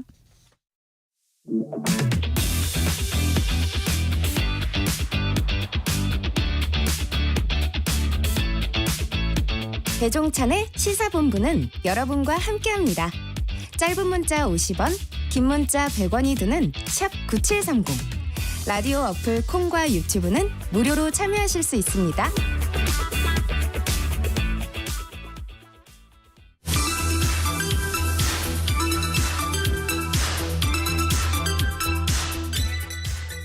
정치권이 주목하는 여론조사 결과 여론을 움직이는 이슈와 민심의 향방을 재미있게 분석하고 살펴봅니다. 여론 오락관 몇 대 몇. 네. 오랜만에 나오신 두 분입니다. 이은영 휴먼앤데이터 소장님 어서 오시고요. 네, 안녕하세요. 반갑습니다. 네. 우리 정치권 거물들의 목소리를 재미있는 또 성대모사와 함께 들려주시는 분이죠.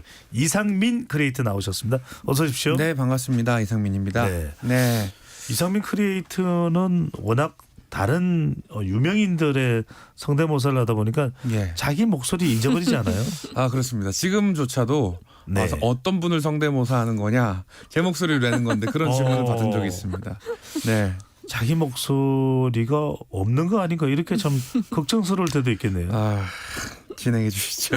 네. 아, 저 한 가지 광고해도 되겠습니까? 개콘 나가시는 거예요? 그렇습니다. 네. 대한민국을 웃기는 힘, 대한민국의 웃음의 자존심 개그 KBS죠. 콘서트가 KBS2 개그 콘서트가 11월 12일 일요일 저녁 10시 25분에 부활합니다. 네. 많은 시청 부탁드리겠습니다. 네, 기대하겠습니다. 윤정 소장 네. 그 이상민 크리에이터가 개콘에서 한 얼마 동안이나 살아남을 수 있을까요? 롱런 해야죠. 네, 개그 콘서트가 가는 길에 제가 있습니다. 네. 아, 출마 선언하는 것 같네요. 윤정 소장이 얼마 전에는 그런 이야기를 하더라고요. 뭐 오래 가겠느냐. 아, 이런 비토 방송을 통해서 오늘 소개할 확인하시면 모든 되겠습니다. 조사 결과는 중앙선거여론조사 심의위원회 홈페이지에서 확인 가능합니다.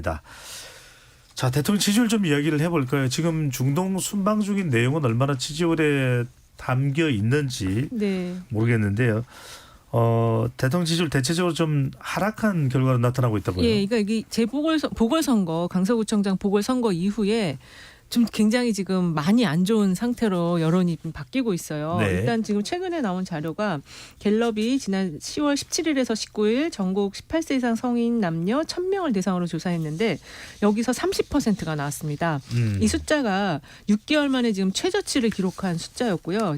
그 전주 조사에 대비하면 긍정평가는 3포인트 하락을 했고 부정평가가 3%포인트 올라서 61%가 됐어요. 네. 긍정 이유는 일단 외교 부분이 1위로 나와서 26%고 국방안보가 10%, 전반적으로 잘한다가 4% 순으로 나왔고 부정평가는 경제, 민생, 물가가 17%, 그다음에 좀 독단적이고 일방적으로 운영한다가 10%, 소통이 미흡하다가 9% 순으로 나왔는데요. 지금 추석 이후에 그 경제 관련한 내용이 부정평가로 올라온 것도 좀 하나의 특이한 사안이다라고 볼 수 있을 것 같습니다. 예, 요즘 워낙 대외 경제 환경 자체가 안 좋은 것도 또 영향을 미쳤을 수도 있을 것 같은데요. 그렇습니다. 대체로 이 지지율 조사 결과를 보면은 몇 개월 만에 최저치, 네. 또 뭐 2주 연속 하락.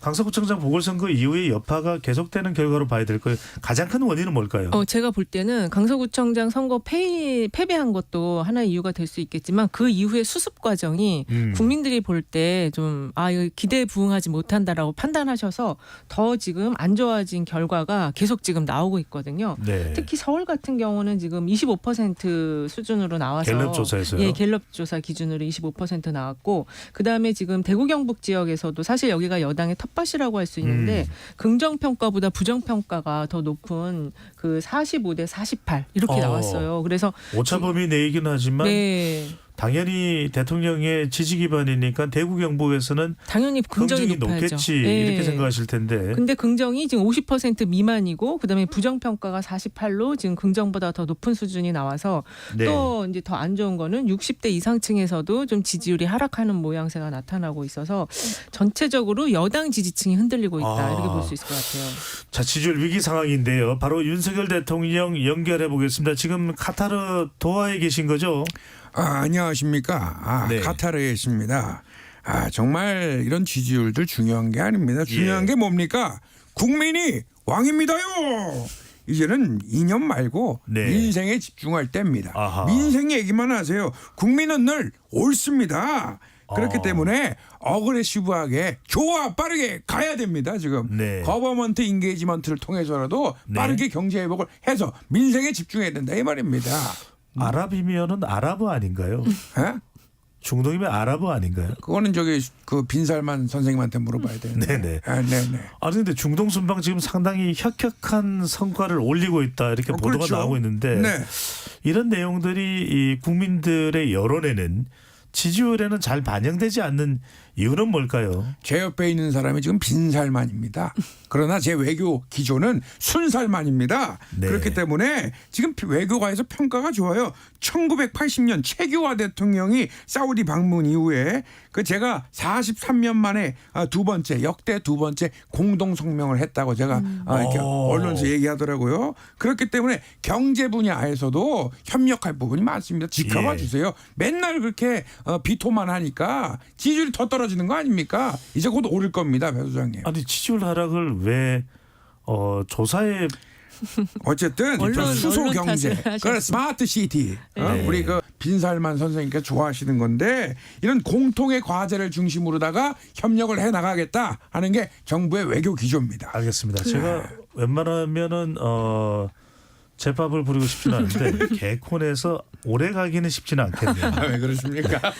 아까 그 갤럽 자료는 사실 지금 순방 효과가 별로 반영이 안 됐고요. 또 리얼미터가 에너지경제신문 의뢰로 지난 16일에서 20일 2,505명 대상으로 한 조사도 긍정평가가 32.5%로 지난 조사 대비 1.5%포인트 하락을 했고 부정평가도 지금 64.1%로 1.9%포인트 올랐어요. 그래서 지금 전체적으로 대통령 지지율이 30%대 초반대인데 이번 순방 효과가 좀 반영이 되더라도 40% 넘기는 어렵다. 이렇게 좀 볼 수 있을 것 같습니다. 결국은 경제가 중요하겠네요. 그죠? 네. 물론 이제 당장 경제가 대통령 지지율로 바로 반영되지 않는 그렇죠. 것도 대통령실은 상당히 답답할 수 있는데 지금 중동 순방은 상당히 좀 주목을 하고 있습니다. 지금 오늘 네. 기사도 나온 거 보니까 빈살만 대통령이라고 해야 되죠. 빈살만 왕세자입니다. 왕세자. 총리를 겸직하고 있죠. 그렇죠. 총리 겸직한 왕세자께서 85년생입니다. 네, 그 운전을 해가지고 그 행사장까지 이동을 했고 네. 전기차와 관련해서 우리나라의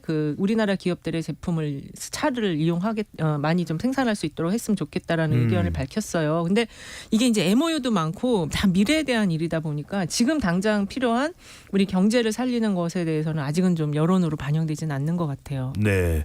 그래도 상당히 주목을 받고 있어서 경제가 그래도 대통령 지지율의 견인차 역할을 할 수도 있는 거 아니냐는 기대감도 나옵니다. 자, 다시 카타르 도하에 있는 대통령 실시간으로 연결을 해봅니다. 예, 반갑습니다. 네. 오늘 방송에서 노래는 안 하시나요? Long time ago, I can still remember how the music makes. 발음이 꼬이네요. 네. 더워가지고 여기가. 다른 방송에서는 정말 목숨 걸고 열심히 하시던데. 아니 다른 방송 얘기를 왜 합니까? 난 시사본부밖에 안 듣습니다. 네. 알겠습니다. 너무 티났나? 거짓말이? 자, 빈살만 왕세자와 대통령과의 관계가 굉장히 끈끈합니다. 끈끈합니다, 우리 지금. 네. 자, 핵심적으로 이번 사우디 또 중동 순방 카타르까지 어떤 결과를 가져오면 지지율 올라갈 것으로 좀 자신해 볼 수 있을까요? 아니, 그제 여태까지 설명드리지 않았습니까? 내가 뭐 바보입니까? 건설, 인프라 등의 기존 분야 협력을 넘어서 가지고 스마트 시티, 수소 경제 이런 것들을 많이 해나가야 된다. 미래지향적으로 조화 빠르게 가야 됩니다. 네. 참, 이걸 설명을 해야 돼. 설명하면 알아듣습니까, 우리 배 소장님? 다 알아듣죠. 스마트 시티, 네. 거버먼트 인게이지먼트, 체인지 싱킹 하세요, 그런 것들은. 예. 우리 빈살만 선생님 다 알아들어요. 자, 그만 들어야 될 것 같고요. 네, 자, 김종인 전 국민의힘 비대위원장과 한번 연결을 해봐야 될 것 같습니다. 지금 대통령 지지율 위기 상황이고 어떻게 하면 국정 운영을 좀 더 견조하게 단단하게 가져갈지가 중인데 김종인 위원장님. 내가 김종인이라고 봐요. 네. 뭐 질문을 듣지 못했기 때문에 질문을 해달라고 봐요. 자, 윤석열 대통령 지지율 왜 이렇게 하락세가 이어지고 있다고 보시는지요? 소위 국민은 늘 옳다는 그 주지의 사실을 갖다가 이제서야 깨달았다고 하는데 이건 아주 빅 프로블럼, 그야말로 큰 일이라고 봐요. 네. 그렇기 때문에 국회에서 이른바 대법원장의 인준 부결 그리고 강서구청장 보궐을 참패하지 않아서요. 이런 관점에서다가 그걸 갖다가 교훈을 얻어야 되는데 말만 갖다가 해서는 해결이 안 된다고 봐요. 이 역대 헌정사에서 집권 여당이 중간 선거에서 수도권에서 패배했다가 살아남은 정권이 없다고 봐요. 그러니까 지금이라도 정신을 차려야 된다 이렇게 보고 있어요. 수도권이 중요하다. 네, 그렇기 때문에. 네. 아까 빅 프로블럼이라고 얘기하시는 독일 유학을 하시지 않았나요? 네, 독일에서 민스터 대학교에서 수학을 했다고 봐요. 아니 근데 지금 여론조사 나온 것 중에서 이 대통령의 국정운영 기조를 좀 바꿨어야 된다는 지적이 많이 나오는데 국민들은요 바꾸지 않을 그걸 거다. 갖다 이제 바꾸면 무슨 소용이 있는데 묻지 않을 수가 없어요. 너무 진작에 늦었나요? 바꿨어야지. 근데 국민들도 그런 아량이 없다고 봐요. 바뀌지 않을 거라는 의견이 굉장히 높게 나왔어요. 그래서 참 걱정입니다. 나중에도 뭐 좀 여쭤보도록 그렇게 하겠습니다. 자, 내가 시간이 없다고 봐요. 자, 대통령이 좀 바뀌어야 된다라는 대통령의 국정기조 전환을 요구하는 여론조사도 있다고요. 네, 맞습니다. 지금 YTN이 엠브레인 퍼블릭에 의뢰해서 22일부터 24일까지 유권자 1,004명 대상으로 조사를 했는데요. 국민 변화가 기조, 그러니까 메시지처럼 국정 운영의 기조가 바뀔 거로 생각하는지에 대해서 변화가 없을 거라는 의견이 65.9, 변화가 있을 거라는 의견은 24.3%밖에 나오질 않았어요. 그리고 스트레이트 뉴스가 조원 CNI에 의뢰해서 10월 20일에서 23일까지 2,008명 대상으로 윤 대통령의 국정 기조가 민생 중심으로 바뀔 것으로 기대하는가라고 물었는데요. 기대한다가 33.9, 기대하지 않는다가 64.4여서 지금 한 65%의 국민들이 대통령의 변화에 대해서 기대를 안 하고 있는 것으로 지금 나타났습니다. 네, 여정 소장님도 이제 뭐 수십 년 동안 데이터 분석도 하고 여론 조사도 또 담당을 하신 걸로 알고 있는데 네. 아니 분명히 윤석열 대통령은 변화하겠다 또 반성하고 있다 국민이 옳다고 이야기하는데도 여론에서 이렇게 좀 받아들이지 않는 반응이 나오지 않는 이유는 뭘까요? 일단은 그 평론가들도 이제는 많은 조언들을 했지만 별로 안 바뀌었거든요. 그러다 보니까 이런 방송에서 평론가들조차도 이렇게 해야 되는데 안 할 것 같다. 이런 식의 말들을 많이 하다 보니까 네. 이게 이제 국민들도 그렇게 좀 인식이 되는 것 같아요. 좀 학습 효과처럼 학습 효과가 있는 거죠. 정말 뭔가 가시적으로 바뀌는 걸 보이면은 예. 아 바뀐다. 그렇죠. 이렇게 볼 텐데 아직까지는 뭐 손에 잡히는 그건 변화가 없어요. 감지되지는 않는다. 네. 그리고 특히 이번에 그 보궐선거 이후에 임명직만 바꾸고 실제 이제 선거를 총괄했던 당 대표에 대해서는 그대로 유지하는 것도 국민들이 볼 때는 뭐가 바뀌었지 이렇게 생각하는 것 같습니다. 네. 이번에는 당무복귀란 이재명 대표 연결합니다. 대표님. 예, 이재명입니다. 네. KBS 1라디오 시사본부 자주 들으신다고요? 예, KBS는 때로는 공영방송이죠. 네. 네. 수준에 맞게 진행하시면 좋겠고요. 예, 질문해 주시죠. 예. 윤석열 대통령에게 이제 내각 총사퇴도 요구를 하셨고 또 정부 예산도 잘못됐다, 바뀌어야 된다 이런 이야기를 하셨는데 윤석열 대통령 변화 가능성 어떻게 기대를 해보고 계시는지요? 예, 말씀 잘하셨는데요. 정부 여당이 그야말로 말다 행다 정부인 것 같아요. 예, 재보선 참패 이후에 네. 국민의힘 우리 대통령님 말씀부터 국민의힘의 거리마다 있는 현수막까지 모두 들어가 있는 말이 있습니다. 민생 속으로. 근데 사실은 민생 속으로 거리가 먼 행동들을 많이 하는데 네. 이래놓고 경제 기조 바꾸라고 저희가 요구하지 않습니까? 근데 이래놓고 바꾸지 않고 민생 속으로 들어가지 않으면은 이건 정말 말다 행다. 말 따로 행동 따로죠. 아니 그래도 지금 여당에서 그 대표님에 대한 부정적인 현수막 다 내린다고 해서 기분 좋지 않으세요? 예, 뭐 실천이 없으면은 소용이 없는 건데 네. 뭐 여당 야당이 서로 견제하는 건 있을 수 있는 것인데 민생 속으로 들어가지 않는 모습 이거는 굉장히 실천이 없는 거죠. 네. 삼자회동 들어갈 것 같나요? 네. 삼자회동을 이제 제안했지 않습니까? 그러니까 김기현 대표까지 포함해서 대통령까지 만나야 된다. 근데 그동안 쭉 윤석열 대통령이 만남을 거부해 온 것으로 알고 있는데 그게 성사가 될까요? 아니, 저는 만나고 싶은데 왜 만나주지 않는지 모르겠어요. 우리 배 소장님 아세요? 몰라요. 해법을 주시면 좋겠는데 어쨌든 영수회담이 답이다 이렇게 보고 있습니다. 하루빨리 만나야죠. 네. 지금 국민들은 고통을 겪고 계십니다. 경제적인 기조를 바꾸지 않으면은 대한민국에 살 길이 없다 이렇게 생각합니다. 네. 비명계는 어떻게 처리하실까요? 예, 여기까지 하겠습니다. 네, 끊어버려요. 자, 정당 지지율은 어떻습니까? 팽팽한가요? 아니면 또 변화가 감지되고 있는지요? 지금 일단은 전화면접 조사인 갤럽을 기준으로 보면 두 당이 좀 엇비슷한 수준이에요. 예. 국민의힘이 아까 말씀드린 개요에 의해서 국민의힘은 33%, 민주당은 34%가 나왔고요. 무당층은 한 28%로 조금 30%대 있던 게 조금 빠졌습니다. 근데 지금 그 중요한 게 중도층에서 국민의힘이 23%, 더불어민주당이 31%, 그다음에 특정 정당을 지지하는 유권자가 40%로 중도층에서는 여전히 민주당이 조금 높긴 하지만 어느 당도 지지하지 않는 유권자 40% 정도 나왔고요. 리얼미터는 ARS 조사인데 국민의힘이 35.2%, 그다음에 그 민주당이 46.1%로 나와서 네. 그래서 지금 이 ARS 조사의 신뢰성에 대한 그런 또 의문도 왜 이렇게 민주당이 계속 높냐 이런 의문도 좀 일각에서 제기되고 있는 것 같아요. 왜 높은 겁니까? 자동응답 조사에서. 이게 아무래도 그 고관여층이 민주당 지지자들이 조금 더 응답을 많이 하는데 지금 보수층은 이게 선거도 지고 뭐 기각도 되는 건 뭐 그런 모습을 보니까 검찰 쪽의 조사도 뭔가 좀 문제가 있는 것 같고 이런 여러 가지가 합치다 보니까 ARS 쪽에서 좀 다 응답을 안 하는 것 같아요. 예. 조사 방법과 또 정치적인 지금 정서가 네. 또 맞물려서 그렇게 나올 수도 있다라는 설명을 해주셨는데 네. 국민의힘 지지율은 큰 변화는 없습니다. 어느 조사를 보더라도. 그런데 대통령 지지율은 갤럽 같은 경우에 이제 3%포인트 내려갔는데 네. 이건 어떤 메시지라고 읽어야 될까요?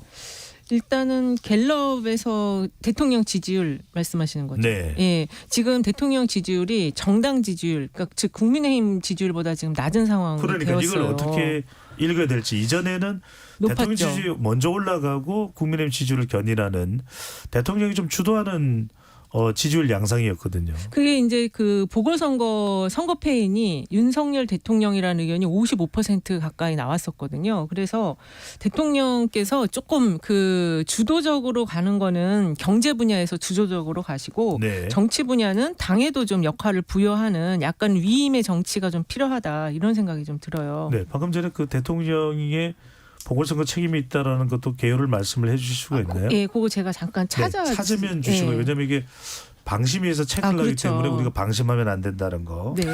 자, 김기현 대표 지금 방심하지 않고 있어야 되는 김기현 대표 연결합니다. 예, 김기현이고요. 네. 예. 김 대표님 어떻게 일단 대표직은 유지가 됐는데 이러다간 유지가 아니고 당연히 지금 현행으로 가고 있는 거죠. 이렇게 편향적으로 진행하시면 안 되죠. 전혀 저는 편향되지가 않았는데요. 아니, 저 흥분했나요? 많이 흥분하신 것 같고요. 예민해가지고. 자, 정권을 그러면은 인요한 혁신위원장에게 다 넘겨주겠다고 하셨는데 사실상 대표직의 명분만 유지하고 모든 권한을 다 넘겨줬다 이렇게 봐도 될까요? 예, 우선은 대통령님께서 당정 소통을 늘려가야 된다 이런 취지로 오찬도 열어주셨잖아요. 예. 그리고 당 차원에서 인요한 교수를 영입을 해가지고 혁신위를 성공적으로 지금 이루고 또 진행해 나가 혁신을 이루어 나가신 건 최우선 과제예요. 네. 그렇기 때문에 굉장히 지금 당의 입장에서는 곤혹스러운 상황이지만 위기를 기회로 만들어 나가는 상황이다 이런 말씀드릴 수가 있죠. 그 인요한 교수는 제 친구예요. 동갑내기예요. 예, 제가 동안이죠. 아유, 싸하네요. 여쭤보지 않은 질문에 대해서는 네. 어쨌든 당이 열심히 혁신의 의지를 가지고 해야 된다 이렇게 말하는 거죠. 대표님 전화 좀 끊겠습니다. 여보세요. 네. 아유. 네, 좀 전에 그 개요 잠깐 말씀드릴게요. 예. 미디어 토마토가 뉴스토마토레로 지난 14일에서 15일 전국 성인 남녀 1,013명 대상으로 한 조사입니다. 여기서 그 윤석열 대통령이 그 선거패인에 영향이 있다가 57.5, 김태우 네. 후보가 14.9, 국민의힘 지도부가 10.7% 나왔습니다. 네, 수치를 말씀하시면 우리가 항상 알려드려야 그렇죠. 되는 기준이 있어서요. 네. 자, 김기현 대표 방금 전에 이은영 소장이 개요 찾는 동안 연결했었는데 자, 여당의 이 쇄신에 대해서는 어떤 평가를 여론조사 결과 내리고 있나요? 이게 지금 YTN이 그 엠브레인 퍼블릭에 의뢰해서 한 조사인데요. 아까 그 개요 말씀하셨던 예, 거예요. 말씀드렸습니다. 지금 쇄신을 위해서 적절했다라는 그 의견은 19.4%에 불과했고요. 이 지금 김기현 2기 지도부 체제 꾸린 거와 관련해서 적절하지 않았다가 64.3%로 지금 현재 여당의 어떤 선거 패배 이후에 여러 가지 혁신과 내부 개혁 상황에 대해서 좀 부족하다라는 의견이 긍정적으로 보는 의견보다 3배 가까이 좀 더 많은 네. 것 같습니다. 국민의힘 지지층에서도 쇄신이 부족한 노력이라는 답변이 50.8%로 맞습니다. 절반에서 또 살짝 넘긴 걸로 나타났네요. 네. 상당히 위기 상황이었을 텐데 이런 지표를 보면서 이은영 선생님이 판단하시기에는 자 무엇이 좀 부족하다 어떤 걸 했을 때 지표상으로도 탄력을 받으면서 지지율이 좀 더 올라갈 수 있다 이렇게 보실까요? 지금 이 여당 내에서는 중진들의 그 험지 출마론 이야기가 나오고 있는데 네. 이것도 지금 유권자들이 볼 때는 별로 도움 안 된다고 59%나 나왔거든요. 그래서 지금은 이 당내에서 뭘 해도 지금 다 마음에 안 든다 이런 분위기인 것 같고 가장 중요한 거는 대통령이 전반 아주 획기적인 어떤 국정 운영의 운영 방향을 바꾸는 거. 근데 그 첫 번째가 저는 야당과의 대화 그것이 되지 않을까 생각이 들어요. 이재명 대표까지 포함한 만난다면 네. 지지율이 올라갈 수 있을 것이다. 네, 그 가능성이 좀 있을 것 같아요. 왜냐하면 지금 이 안에서 여당 안에 무엇을 바꿔도 국민들은 이거를 별로 이렇게 탐탁지 않게 여기고 있거든요. 그러니까 야당과 좀 협치를 하고 그리고 그걸 통해서 경제를 좀 살려라 이 주문이신 것 같아요. 네. 그러면 이재명 대표도 대통령과 이야기할 때 좀 내각 총사태 이런 이야기는 그렇죠. 그런 얘기, 부정적인 얘기는 조금 안 해야지. 그래도 서로 명분을 만들어 줘야지 서로 조금 더 편안하게 만날 수 있지 않을까요? 네. 자, 중동 순방에서 돌아올 윤석열 대통령이 어떤 결정을 할지 결단을 내릴지도 있을지도 한번 지켜보도록 하고요. 김기현 대표 다시 연결합니다. 아까 전화를 끊어가지고 굉장히 당황했어요. 아니, 끊겼어요. 예. 네, 아마 그 대표실에서 끊었지 않나. 예. 자, 일각에서는 지금 이런 질문을 드려도 되는지 모르겠는데 김기현 대표가 사퇴해야 된다 이런 얘기 나오네요. 제가 취임한 지 얼마나 됐다고 벌써 사퇴 얘기가 나오는지 정말 당혹스럽고요. 제가 분명히 말씀드렸잖아요. 2기 지도부를 하겠다. 당 3역을 교체했고요. 당 3역이 뭔지 아시죠? 사무총장, 원내대표, 정책위의장 싹 다 바꿨고요. 네. 임명직 당직자도 교체해서 혁신의 의지를 봐주셔야지. 언제 제가 교체될 것이냐. 네. 그런 거 말하면 안 되죠. 다 바뀌었는데 전격적으로 바꿨잖아요. 다 바뀐 그냥 바뀐 게 아니에요. 전격적으로 항상 붙여주세요. 네. 내년 총선에서는 어떻게? 아니 자세한 건 인요한 위원장한테 물어봐요. 지금 알겠습니다. 인선 때문에 바쁜데 천하람 위원장은 왜 깐 거예요? 우리가 제의했는데. 네. 자, 천하람 위원장 잠깐만 한번 연결해 볼까요? 천하람 위원장. 전화를 안 받는데요. 안 받아요. 네. 예. 자, 김종인 전 위원장 다시 한번 더 연결하겠습니다. 예. 네. 국민의 미스터 비대위원장으로 불리고 계신데 혁신위원장이나 만약에 국민의힘 비대위원장이 발족이 된다면 그건 김종인 위원장께서 다시 맡으셔야 될까요? 내 추후도 그런 생각이 없다고 봐요. 그 이른바 박근혜 문재인 내 두 사람한테 속은 적이 있지 않아요? 지난 그 20년 동안 속으셨다고요? 그 양당이 대한민국을 위해서 무엇을 이뤘느냐 이런 근본적인 질문을 할 수밖에 없어요. 그런데 이런 게 없잖아요. 지금 보니까 그러니까 근본적인 그 새로운 세력이 등장해서 그걸 갖다가 할 수밖에 없다고 봐요. 네. 내가 뭐 비대위원장은 난 추후도 그런 권력 욕심이 없다고 봐요. 비대위원장은 더 이상 안 하실 거다. 네, 그렇다고 봐요. 네. 그 비대위원장은 배종찬 소장이나 하라고 봐요. 네, 제가 좀 비대하긴 합니다. 네. 자, 국민의힘은 인요한 연세대 교수를 혁신위원장으로 임명을 했습니다. 자, 그래도 김종인 비대위원장이 인요한 혁신위원장을 평가한다면 어떻게 성공적일까요? 아니 그 이제 정치권이 이렇게 후퇴할 수가 있나? 어떻게 거기까지 떨어졌는지 모르겠어요 수준이. 내가 그렇다고 봐요. 차라리 배종찬을 갖다가 비만 대책위원장으로 임명하는 게 더 빠르다고 봐요. 네. 네, 그 정도로 한탄스럽다고 봐요. 굉장히 걱정을 많이 하시네요. 위원장님이 가셨어야 될 것 같은데. 나는 지금 금태섭이를 만나야 되기 때문에 네, 그런 질문을 받을 시간이 없다고 봐요. 알겠습니다.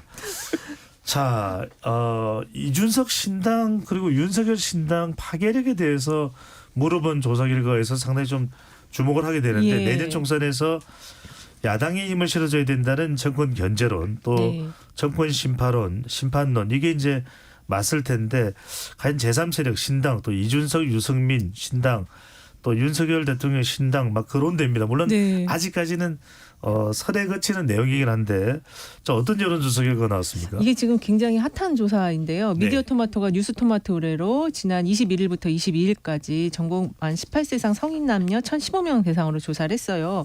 내년 총선에서 이준석 유승민 신당이 나올 경우에 그 지지율은 17.1%로 나타났고 윤석열 신당이 나올 때는 윤석열 신당 지지율이 14.2%로 나타나서 그 일단은 이준석 신당과 유승민 신당이 같이 만들어진 그 당에 대한 지지가 조금 더 많았는데 네. 재밌는 게 국민의힘을 다 같이 또 보기문항에 넣었어요. 그래서 국민의힘 윤석열 신당, 국민의힘 이준석 신당 이렇게 지금 보기가 구성이 되어 있어서 사람들이 아니 국민의힘도 나오고 윤석열 신당이 어떻게 나올 수 있느냐 이런 생각을 하면서 어쨌든 응답을 하셨을 것 같아서 이 보기가 잘못됐다라고 지적하는 분들도 있긴 한데 네. 어쨌든 중요한 거는 3당 체제가 되었을 때 윤석열 신당보다는 이준석 신당이 조금 더 인기가 있고 그리고 이준석 신당의 경우는 민주당의 지지를 좀 흡수하는 것으로 이렇게 좀 결과가 나와서 실제 이제 이런 흐름으로 계속 갈 건지는 좀 더 지켜봐야 될 것 같아요. 네, 조금 정리를 해드리면 네.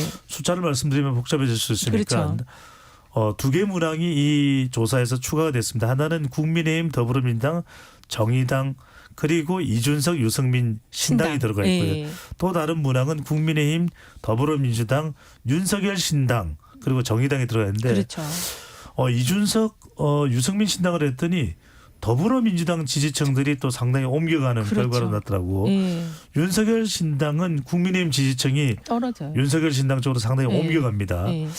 자, 더불어민주당이 이준석, 유승민 신당 쪽으로 옮겨가는 이 결과는 어떻게 해석을 해야 될까요? 이게 지금 보니까 그 호남하고 그 다음에 그 20대 30대에서 이준석 신당으로 가는 흐름이 윤석열 신당보다 훨씬 더 높게 나왔어요. 그래서 그 지금 그래서 이 조사 때문에 지금 민주당에서 젊은 세대가 이준석 신당으로 가는 거 아니냐고 이제 지금 상당히 예의주시하면서 보고 있거든요. 그런데 네. 전체적인 결과는 결국 이 3자 구도가 됐을 때 민주당이 일당이 1위가 되는 거예요. 숫자가 제일 높은 수준으로 나와서 그래서 지금 이 3자 구도는 결국 보수가 분열됐을 때 전체 판이 어떻게 가는지를 보여주는 좀 조사였다. 그래서 좀 관심 있게 지금 사람들이 보고 있는 것이죠. 윤석열 신당 이야기도 많이 나오는데 이 조사 결과라면 참 쉽게 창당을 할 수 있는 일일까라는 그렇죠. 예. 고민이 있을 것으로 보입니다. 너무 가정을 가지고 이렇게 조사 문항을 만들면 안 되는데 또 상당히 이게 흥미로운 결과여서 관심을 끄는 것 같아요. 자, 최근에 뭐 국민의힘도 위기다, 내년 총선 중요하다는 이야기하면서 이 인물이 부각되고 있습니다. 종로 출마설도 나오고 있는데요. 바로 일국의 대한민국의 법무부 장관이라고 늘 이야기를 하는 한동훈 장관 연결합니다. 한 장관님. 예, 안녕하십니까. 종로 출마 미니스터 한입니다. 예. 네, 짧게 이야기를 해주시고요. 예. 네, 종로 출마합니까? 제가 일국의 장관으로서 지금 법무부에서 행정을 보고 있는데요. 열심히 활동 중인데 그런 총선 얘기가 나오는 것 자체가 억측이라고 봅니다. 네, 예술의 전당도 방문하고 사실상 정치 행보가 시작되는 예상이 제가 배 소장님도 사진 찍어드릴까요? 네, 많은 인파들이 있었습니다. 네. 네. 요새 훈훈 브라더스가 유행이던데요. 또 한 사람. 저 말고도 훈이 있나요? 또 있어요. 조정훈. 네. 조정훈. 그렇게 엮지 마시고요. 저는 법무부 장관으로서 충실히 하고 있는데요. 그것만 좀 집중해 주셨으면 고맙겠습니다. 네. 네. 자, 정치권 상당히 혼란스러운데 네. 이명박 전 대통령이 요즘에 정치 훈수 발언도 있는 것 같은데 한마디만 들어볼까요? 좀 어지러운 정치권 상황. 이명박 전 대통령이라면 한마디로 어떻게 해결을 할까요? 윤 대통령께 한마디 하겠습니다. 윤 대통령은 원웨이로 가고 있어요. 원웨이. 원칙? 그런 게 아니에요.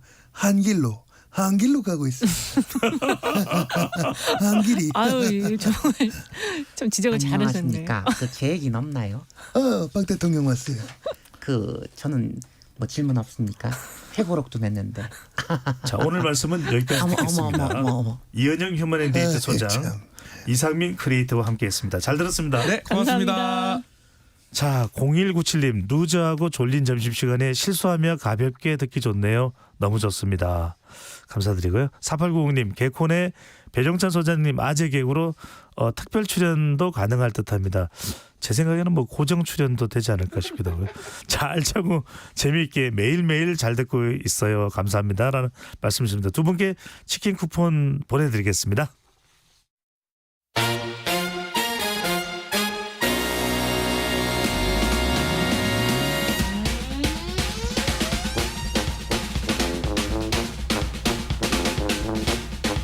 주간 사건 사고 소식을 알아보는 배상훈의 사건본부 시간입니다. 오늘도 배상훈 프로파일러와 함께합니다. 어서 오십시오. 안녕하세요. 자, 이번 달에 우리가 뭐 이날을 이야기하지 않을 수가 없습니다. 마음도 좀 착잡해지고 무거워지는데요. 이번 주 일요일입니다. 12구 이태원 참사 1주기를 맞습니다. 좁은 골목에서 일어난 참사였고 누구도 그때 믿지 않았던 것 같아요. 에이, 설마 아닐 거야. 159명이 목숨을 잃었고 197명이 다쳤습니다. 많은 국민들에게 정신적인 트라우마를 남긴 비극이었는데요. 저도 그 이후로 한 번도 이태원을 못 갔습니다. 네. 1년이 지난 지금 우리 사회가 더 안전해졌는지를 묻고 있는데 어떻습니까? 참 마음이 무겁습니다. 네. 안전해졌다고 해야지 될 것 같은데 딱히 그러지 않은 것 같아서 참 마음이 무겁습니다. 소방청에서 발표한 2023년도 사고별 구조 건수라는 어떤 통계 자료에 의하면은 아직도 사실은 매달 5만 7천 건에 이르는 구조가 필요한 사고. 그래서 실제로는 구조 건수가 한 68만 건, 작년보다 한 4만 건 정도 넘는. 그 중에서 이제 많이 아시는 인명 갇힘, 끼임, 뭐 추락, 깔림 같은 목숨과 관련된 구조 건수가 20만 건이 넘는다고 하고요. 지난해 80% 정도라고 하고 이런 안전사고가 사실은 이런 어떤 건건이의 이런 안전사고가 대형 안전사고의 전조 증상이거든요. 근데 그 부분이 사실은 이전에 비해서 전혀 해소된 부분이 없다. 그러니까 소방청의 출동 건수를 비교해 보는 것만으로도 사실은 우리가 미루어 짐작할 수 있고 아시다시피 얼마 전에 신림역에서 벌어진 그런 네. 범죄 이게 사실은 무차별 흉기단동 그렇죠. 그런 형태로 보면 시민들이나 이 느끼는 안전은 사실은 좀 불안해하시는 것 같다는 느낌이 들어서 마음이 더 많이 아픕니다. 정부에서도 뭐 경찰 인력 재배치를 통해서 안전을 강화하겠다고 하는데 체감되는 게 참 중요하다는 생각이 들고요. 작년 1년 동안 진상 규명을 위한 그런 노력들도 많이 있었습니다. 특별수사본부의 수사도 있었고 국회의 국정조사도 있었는데요. 여전히 유가족들은 많은 점들이 밝혀지지 않았다. 미스터리다 이런 이야기를 하고 있는데 왜 그런 겁니까? 저도 참 이게 참 답안 드리기가 참 안타까운 게 딱히 명확하게 뭐가 주요한 원인이라고 하는 게 사실은 떠오르지가 않습니다. 그래서 이태원 참사 시민대책위원회 진상규명 시민참여위원회에서 얘기된 그럼 지금까지 특수본이나 경찰 검찰의 수사라고 하는 것은 결국은 각 작은 사건으로서 만 다뤘지 전체의 구조적인 형태의 맥락적인 것은 접근하지 못한 것이 아니냐. 그리고 각각의 어떤 사건으로서도 당시에 참사 당일 거기에 있어야 될 기관의 담당자들이 네. 몇 명이 어떻게 했는지에 대한 기초조사도 없었습니다. 그래서 그것도 어떤 그 데이터도 없습니다. 사실관계도 확정되지 않고 있고요. 수사기관이 파편적인 형태의 참사의 원인은 이 규명하려고 노력은 했습니다만은 우리 시민들의 머릿속에는 도대체 전체적인 어떤 맥락적인 것은 없다는 거죠. 드러나지 않는다는 거예요. 그러니까 왜 어떤 형태로 거기 기관이 어떻게 그 참사에 관련돼 있는가에 대한 전체적인 구조가 드러나지 않는다는 거야. 각각의 그럼 소방청, 경찰청, 당시 경찰 아니면은 관련된 구조 이런 사람들이 도대체 어느 정도로 어떻게 관여했는지에 대한 기초 데이터 자체가 없기 때문에 구조가 성립이 안 되는 것이 아니야. 특히 이제 당일 피해자분들이 받았던 응급조치 내용, 사망 판정, 영안실 조치 사항 네. 이런 것들은 거의 알려진 바가 없습니다. 그러니까 참 희한하죠. 이렇게 큰 사건인데 참사인데 그게 알려지지 않았다. 기초조사 자체 없다는 것은 사실은 무엇인가 이 국정조사건 특수본 수사건 이건 뭔가 빈 구석이 너무 많다는 걸 의미하는 겁니다. 네. 바로 그 부분인데 진상규명 관련해서도 왜 그날 이태원역은 무정차를 하지 않았는지 이 부분도 상당히 의문으로 남고 있고요. 자, 참사 관련해서 책임지는 사람이 없다라는 이야기가 나오고 있습니다. 아직 재판이 진행 중이긴 하지만 주요 피의자 중에서도 실제로 처벌을 받은 사람은 없는데 이임재 전 용산서장, 경찰서장, 박희영 용산구청장은 계속해서 혐의를 부인하고 있습니다. 수사 진행 상황이 어떤 겁니까? 그 많은 시민분들이 이 이태원 참사 수사가 종료됐다고 생각하시지만요. 그렇게 많이들 생각들을 하실 것 같아요. 아닙니다. 검찰은 수사 중입니다. 사실 여러 가지 부분에 있어서 굉장히 이제 이게 오해가 있는 부분인데요. 지금 재판 중인 사람들이 이임재 전 용산서장과 박희영 용산구청장입니다. 근데 이 사람들은 다 보석으로 풀려나와 있습니다. 박희영 용산구청장은 지금 직무를 보고 있습니다. 그러니까 말하자면은 불구속 상태에서 재판이 진행 중입니다. 네. 근데 문제는 관련된 여러 가지 왜 이렇게 될 수밖에 없었느냐. 그러니까 이 사람들에 대한 일종의 형법상의 범법 행위에 대한 것을 추적을 하다가 수사를 하다 보니까 이 사람들 혼자만 책임져야 될 부분이 아니라 연관된 위아래 옆으로 연관된 것이 사실은 수사가 돼서 그 내용들이 재판에 제출이 돼야 되는데 아시다시피 이 위에 있는 상관들은 수사 자체 아예 소환 조치도 안 되는 경우가 많고요. 네. 그러니까 관련된 부분은 서울시에 대한 수사도 거의 안 됐고 뭐 행정안전부도 마찬가지죠. 그러니까 이 두 사람에 대한 재판이 지금 뭐 어떤 사람은 지지부진 질 늘어지고 있다라고 표현하는 것은 네. 그럴 수밖에 없는 것은 이 두 사람에 대한 수사나 그건 있지만 문제는 관련된 맥락상의 증거들은 드러낼 수 있는 방법이 없는 겁니다. 왜냐 수사를 안 했기 때문에. 그러니까 참 이게 어떻게 보면 되게 허탈할 수밖에 없는 겁니다. 네. 물론 이제 핵심 기소된 6명의 피고인들이 보석으로 석방된 부분도 있고 분명히 우리의 서부지법에서는 이걸 하기 위해서 매우 신중을 기하는 건 맞습니다만은 균형이 안 맞는다는 겁니다. 특히 김강호 서울경찰청장과 최성범 용산 소방서장 같은 경우는 실제로 아직 결론이 안 났습니다. 이 부분을 제가 여쭙고 싶었어요. 왜냐하면 그 당시 파항을 본인의 이 보직상으로라도 누구보다도 잘 알고 있을 법한 김광호 서울경찰청장은 아직 기소조차 안 됐다라고 이야기를 하고 있고 또 지금 현재 기소된 피의자 중에 최고위직은 김 서울경찰청장이죠. 아니죠. 김 서울경찰청장은 수사 중입니다. 아, 수사 중인가요? 아직 수사 중입니다. 아하. 그러니까 가장 최고위직은 아까 말씀드린 것처럼 이임재 용산서장하고 정보 박성민 정보 관련된 네. 부장 정도, 박희영 용산구청장 정도가 가장 최고위직이라고 하는 사람들입니다. 그러니까 구청장과 경찰서장 정도밖에 최고위직. 근데 그게 최고위직이라고 할 수 있나요? 이 큰 참사에 경찰서장과 구청장만 책임지고 있는 상황이 이게 시민들이 이해가 사실 안 되죠. 네. 그러면은 1년 넘도록 그 수사 중이라고 하는 건데 문제는 김광호 서울청장이 어떤 수사를 어떻게 받았는지를 알 수 있는 방법이 없습니다. 왜냐? 검찰 얘기하면 그냥 수사 중이에요. 나머지 윤희근 경찰청장은 아예 그 자체도 안 돼 있습니다. 분명히 우리가 1년 전에 분명히 관련이 있을 거라고 하지만 본인은 뭐 제천에서 뭐 약주하셨다 이렇게 그거밖에 본인이 얘기한 것처럼 그럼 어떤 관련이 돼 있는가 말하자면 정보부서와 경비부서가 서울청 차원에서 용산서 차원에서 상황실이 어떻게 돼 있고 유미진이라는 상황관리관은 어떻게 연결돼 있고 이 사람들이 소위 말하는 업무폰을 어떻게 썼고 이 무전 기록을 소실소식 이런 기관장들은 무전기를 4개 정도 가지고 있습니다. 네. 핸드폰은 3개 정도 가지고 있습니다. 그 기록도 지금 아직 안 나왔습니다. 그러면 그때 이 사람들이 뭘 했는지에 대한 거를 확인도 안 한 상태에서 재판이 들어가는 겁니다. 네. 그 재판이 안 된 상태에서 김강호라는 사람도 수사 중이고 이걸 누가 납득하겠습니까? 네. 정확하게 지금 관련된 인물들의 뭐 구체적인 사항들 뭐 무전기나 뭐 휴대폰에 보유됐으면 모르지만 이런 부분들 자체가 여하튼 다 밝혀지는 것이 구체적으로 정확하게 구체적으로. 행적이 밝혀져야죠. 예. 그래서 이태원 참사 특별법이 패스트트랙으로 이제 국회에서 지정은 됐는데 아직까지 법제사법위원회 계류 중입니다. 어쨌거나 이 법안이 통과되면 좀 더 진실을 밝힐 수는 있는 겁니까?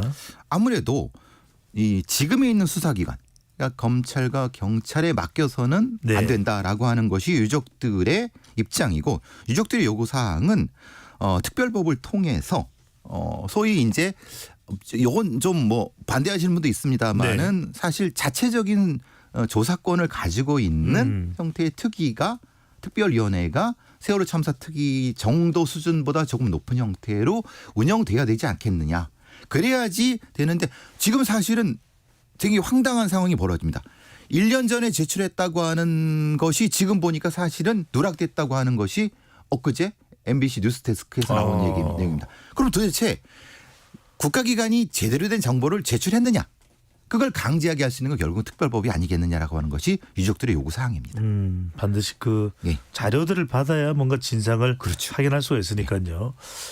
자, 재난주간 방송사인 KBS도 계속해서 사람들이 밀집했을 때 어떻게 행동해야 되는지 캠페인 방송도 보내드리고 있는데요. 자, 문제는 이런 일이 재발해서는 결코 안 되지 않겠습니까? 그런데 얼마 전에 아덱스입니다. 서울국제항공 우주방위산업 전시회 행사장에서 많은 인파가 또 몰려서 안전사고 나는 거 아닌가 그런 우려가 되기도 했는데 자, 안전 문제 특히 이 협소한 지역에서 많은 인파가 한꺼번에 몰렸을 때 자, 어떤 부분이 달라져야 된다고 보십니까? 기본적으로 유도하는 유도 요원들이라든가 경비하는 인력들이 기본적인 마인드가 있어야 되고요. 확실한 인력 배치라든가 전체 상황에 대한 규모에 대한 파악이 전제돼야 되는데 아덱스에서는 이게 사실은 1년 전과 별로 달라진 게 없다. 큰일 날 뻔했다. 왜냐? 거기서 참여했던 사람들이 사실 굉장한 공포감을 느꼈다는 그런 인터뷰가 지금 많이 나오고 있습니다. 네. 아니 그럼 1년 전보다 뭐가 바뀐 게 있느냐. 이건 사실 우리 경찰들이라든가 행정관청에서 좀 더 주의 깊게 봐야 되는 부분입니다. 자, 또 하나 이슈가 최근에 이제 유명 배우입니다. 많은 사람들이 또 좋아하는 배우이기도 한데 마약 사건과 관련된 의혹 때문에 사람들이 또 깜짝 놀랐습니다. 아, 이렇게까지 우리 주변에 마약이 퍼져 있는가? 자, 어떤 범인이 체포되는가? 뭐 이런 것도 중요하지만 이번 사건 말고 다른 마약 사건을 보면 인천공항 세관 직원이 연루된 사건도 있는 것으로 나타나고 상당히 심각합니다. 지금 어느 정도로 우리 사회가 이 마약 관련해서 노출이 돼 있고 심각한 걸 좀 적나라하게 말씀을 해 주시죠. 네. 사실 인천세관 관련된 그 부서 자체가 전체 연루돼 있을 수 있다라는 의혹이 나오고 있습니다. 네. 물론 관세청에서는 이거 사실은 뭐 전혀 부정하고 있지만은 여러 가지 정황 증거상은 나타나고 있는 것 같습니다. 문제는 대학가에서 공공연하게 광고 명함이 뿌려질 정도.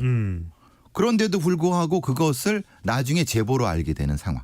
그리고 지금 유명 연예인이 그 마약 관련된 부분이었지만 그것도 사실은 다른 걸 조사에다가 나온 오히려 고소하는 과정에서 나온 사건입니다. 그러면은 실제로 경찰이나 검찰이 가지고 있는 정보 역량들이 왜 그런 데는 투여되지 않고 좀 있는가? 선제적으로 안 될까? 아니 충분히 할 수 있습니다. 거기 안 할 뿐입니다. 제가 알고 있는 한 충분히 정보를 취득해서 선제적으로 막을 수 있음에도 불구하고 그래서 제가 늘 말씀드리는 게 뭐냐면 마약수사청 마약관리청을 만들어야 된다. 별도로. 그건 한동훈 장관도 연초에 얘기한 거고 대통령도 말씀하신 겁니다. 그런데 왜 안 되고 있을까? 그러니까 무엇인가 선제적으로 구조적으로 만들어낼 수 있는 부분이 있음에도 불구하고 안 되고 있는 건 사실은 대단히 유감이고 지금이라도 우리가 이것에 대한 각성이 필요한 부분이라고 생각을 합니다. 그래야지 구조적으로 체계적으로 대응을 할 수 있다. 지금 상태로 놔두면 이거보다 더 큰 위험한 단계로 올 수밖에 없다라고 생각이 듭니다. 네.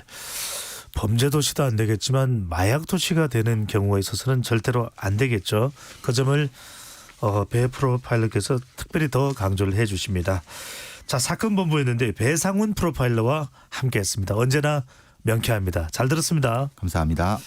자, 배종찬의 시사본부 오늘 준비한 소식은 여기까지입니다. 아이유의 노래 가을 아침을 들으면서 가을이 성큼 와 있는데 날씨가 추워지다 보니까 이제 겨울이 되는 것 아닌가 마음이 허전하기도 합니다. 자, 허전하고 외로울 때 또 힘들 때 여러분들 곁에는 항상 배종찬의 시사본부가 함께하겠습니다. 저는 내일 낮 12시 20분에 다시 돌아오겠습니다. 안전하고 더 행복한 오후 되십시오.